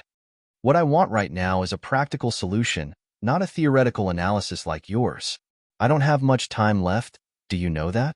The situation right now is that my family is really pressuring me. If I really can't get the formula this time, my position in the Kong family will plummet. You two idiots won't be able to be as powerful without my support. Wang Shubing and Zhu Xiaozhang heard Kong Ming's words and realized that things weren't as simple as they seemed. Indeed, if Kong Ming wasn't popular in the Kong family, then the two of them wouldn't be able to call the shots like they were now. Thinking of this, Wang Shubing took a deep breath and began to think of a countermeasure. Kong Ming saw that he was thinking and didn't disturb him. Among them, only Wang Shubing could be considered the brains, so everything depended on him. I got it. Wang Shubing suddenly had an idea. Master Ming, all the signs show that Guan Xian is a good girl. This type of girl listens to her family. So, if we directly propose to the Guan family, there should be some hope. Think about it, you are the grandson of Dr. Kong, and Guan Xian is the granddaughter of Miracle Dr. Guan. You two are a strong combination. I think Guan Shuamin wouldn't object, right? Your idea might work, but you have to understand that I'm not looking for Guan Xian to marry her. I'm just trying to get Guan Xian's recipe from her. If I can have some fun, then I'll do it. It's fine if I can't, but marriage is out of the question. Kong Xiaoming said, how can I get married if I get the recipe out of her? Plus, even if it's a fake marriage, my grandfather has to step in. I can't be stupid enough to ask for Guan Shuamin's hand. Do you think Guan Shuamin will believe him? Wang Shubing hesitated. Master Ming, why don't you pay her a visit and tell her that you just want to get to know her better? Although it's not a formal proposal, it's still a hint. I'm sure Shuamin won't reject it too much. Wouldn't it be perfectly justifiable for you to approach Guan Xian? That makes sense. Kong Xiaoming nodded. But I'm not familiar with him. I've never met him before. What if he objects to it? I think you're not asking for her hand in marriage, Master Ming. You're just asking to be friends with Guan Xian. I don't think Guan Shuamin would reject you out of respect, would he? As long as he doesn't refuse, we can do it. Wang Shubin continued, of course, if Guan Shuamin strongly disagrees, even if you're with Guan Xian, he will still find a way to separate you two. He won't easily give the recipe to Guan Xian. That's true. The key was the attitude of the Guan family. Then should we pay a visit to Guan Shuamin? Kong Ming nodded. I'll have to discuss this with my family. We can't go empty-handed. We have to bring some gifts. As the three of them were talking, it was time for the hospital to get off work. Guan Xian and Li Xiaomei walked out of the hospital. When they were about to reach the entrance, Guan Xian said to Li Xiaomei, Xiaomei, you can take the commuter car today. I have other things to do. Oh, you have a date? Li Xiaomei paused. She smiled mischievously at Guan Xian. Don't tell me it's with that Kong Ming? How is that possible? Guan Xian glared at her. Even if you beat me to death, I would never go on a date with him. Don't make wild guesses. My dad came to Songshan for business. He's here to pick me up. Haha, I see. Li Xiaomei nodded. Isn't that the legendary major shareholder? Shouldn't the dean come out to greet him? My dad is just passing by. He didn't come to the hospital for an inspection. Why would he notify the dean? Guan Xian didn't know whether to laugh or cry. All right, I'll be going first. Guan Xian ran towards the Audi A6L parked in front of the hospital. The car was quietly parked not far from the entrance. It didn't enter the hospital, so no one noticed that it was Guan Xiaoxiang's car. Young Master Ming, Guan Xian is here. Wang Shubing saw Guan Xian and reminded Kong Ming Ming. Oh, she's not taking the commuter car? Kong Ming Ming paused. His original plan was to wait for Guan Xian to get on the commuter car. Then, the three of them would silently follow behind. Once Guan Xian was home, they would pay her a visit. He didn't expect Guan Xian to not get on the commuter car. Did she have something else to do today? No. Young Master Ming. She got on the Audi A6L. It's a Songjiang license plate. Zhu Xiaozhang pointed in the direction Guan Xian ran to. Songjiang license plate? Could it be that Guan Xian went to meet her lover? Kong Mingming's face immediately darkened. The driver of the black Audi A6L was most likely a man. Judging from the light in the car when Guan Xian opened the door, the driver should be a man. I don't think so. That man seems to be quite old. Zhu Xiaozhang's eyes were sharp, and he quickly said, could it be that he's a prostitute? It would have been better if Zhu Xiaozhang didn't mention it. Kong Xiaoming's face darkened. Go and find out who this car belongs to. Oh, I'm so mad. Kong Mingming felt like he was being humiliated. He originally thought that Guan Xian didn't accept his confession because she was too pure. She was like a blank sheet of paper. She had never been in a relationship before, so she was subconsciously on guard. But now, it didn't seem to be the case. Zhu Xiaozhang and Wang Shubing didn't have much of a relationship in Songshan. However, in Donghai City, they relied on Kong Mingming to know a lot of people. They made a phone call and got the information of the car from a friend who worked in the insurance business. Young Master Ming, this car belongs to Mingyang Pharmaceutical Company, Ltd. Zhu Xiaozhang told the result to Kong Mingming. Mingyang Pharmaceutical Company, Ltd? Why does this name sound so familiar? Kong Mingming frowned and muttered the name.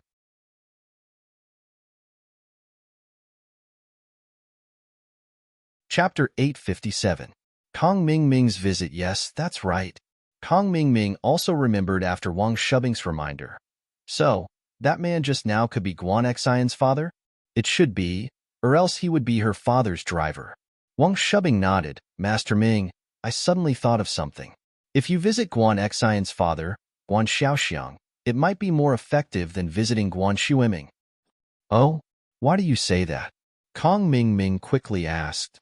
Master Ming, your Dr. Kang's medical company, doesn't it work with a lot of hospitals? The first People's Hospital and the second People's Hospital are the same. Isn't that Guan Xian's father's company? Zhu Xiaozhang interrupted. If that's the case, then Guan Xiaoxiang won't offend you openly because of his business relationship with the Kong family. As long as he agrees for you to interact with Guan Xian, then you'll have achieved your goal. That makes sense. Let's go. Get in the car. We'll follow them and see where they're going. Kong Mingming nodded. Guan Xiaoxiang hadn't learned reconnaissance or anti-reconnaissance, so he didn't notice that a Porsche Cayenne was slowly following behind him. He was still chatting with Guan Xian. Xian, are you busy with work? Are you tired? It's all right. Sometimes it's a little tiring, but I like this job. Guan Xian nodded. If you're tired, then come to Dad's company. You can't be a nurse forever, right? Guan Xiaoxiang smiled. He always wanted Guan Xian to come to his company, but Guan Xian didn't agree. No, I want to stay here with Grandpa. Guan Xian shook her head. Guan Xiaoxiang sighed and didn't bring up the topic again. He changed the topic. How's your health? Not bad. Grandpa's been in a good mood because of the company, Guan Xian said. Company? You have to keep an eye on your grandfather for me. He has never done business in his entire life.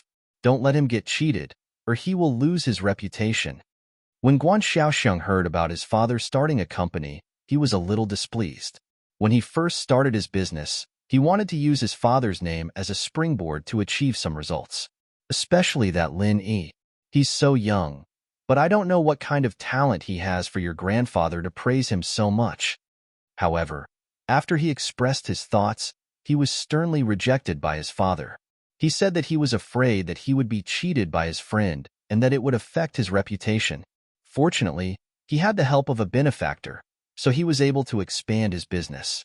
Otherwise, he wouldn't have been able to marry his girlfriend, Guan Xian's mother. Guan Xian's mother's family was against it. Therefore, every time he thought about this incident, Guan Xiaoxiang always felt like there was a thorn in his heart. Even though it had been a long time since the incident, there was still some estrangement between the father and son. Even though they cared for each other, they were not very close.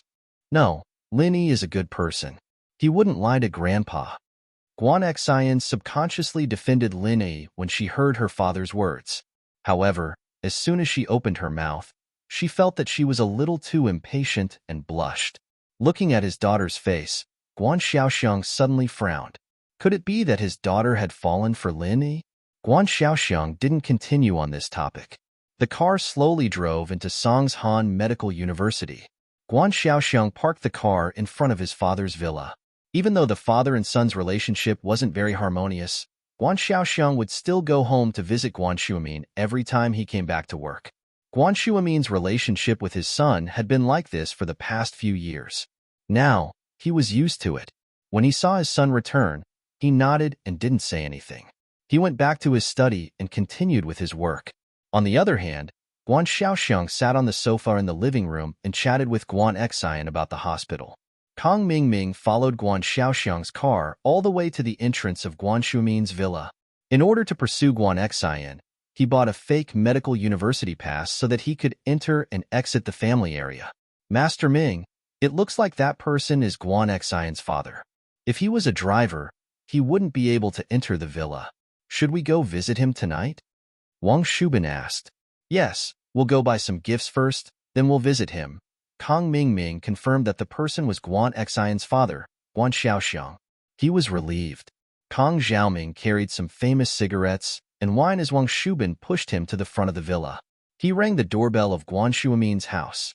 Zhu Xiaozhang was arranged to stay in the car. With his personality, it wasn't appropriate to bring him in. Mother Lu opened the door and saw Kong Mingming in a wheelchair and Wang Shubin pushing him. She was surprised and asked, "Excuse me, are you here to see Professor Guan?" "No, this young master, I'm Kong Xiaoming, the second grandson of Miracle Dr. Kong of Donghai. I'm here to pay a visit to Guan Xiaoxiang." Kong Xiaoming replied, "Oh, wait a moment, I'll ask for you." Mother Lu nodded. She didn't open the iron gate outside but turned around and went back into the living room. "Mother Lu, who's here?" Guan Xiaoxiang saw that Mother Lu didn't bring anyone in and asked curiously, "Mr. Guan, there's someone who claims to be Donghai Dr. Kang's second grandson, Kong Mingming. He wants to visit you. What do you think?" Mother Lu said, "Oh, someone from the Kong family?" Guan Xiaoxiang was surprised and said, "I'll go take a look." Guan Xian's expression changed. She didn't think that Kong Mingming would have the guts to visit. What was he planning? She wanted to tell her father not to go, but her father had already stood up. She stopped herself and thought, let him come in and explain things to him. Guan Xiaoxiang and Mother Lu came to the door and saw Kong Mingming in a wheelchair. He was shocked. He had never seen Kong Mingming before, but he didn't think that Kong Mingming would come in a wheelchair. He couldn't help but ask, "You're Kong Mingming? What happened to you?" "Uncle Guan, hello. I'm Kong Mingming." Kong Mingming saw that Guan Xiaoxiang came to greet him and quickly said, "I was hit by something 2 days ago. It's not a big deal. It's just a normal bone fracture. It'll heal soon." "Oh." Guan Xiaoxiang didn't ask too much. He opened the iron gate and let Kong Mingming and Wang Shubing into the mansion. "Kong Mingming, you don't mind me calling you that, right?" It's fine. Uncle Guan, you can call me Zhao Ming." Kong Mingming said respectfully. He wanted to leave a good impression in front of Guan Xiaoxiang, so he naturally pretended to be a good young man. Guan Xiaoxiang nodded. "Kong Mingming, are you here to visit me? What business do you have with me? Are you here to represent your grandfather, or?" You're tuning in to the Warrior Lore YouTube channel. Don't forget to subscribe and join us on this journey to catch the most captivating stories.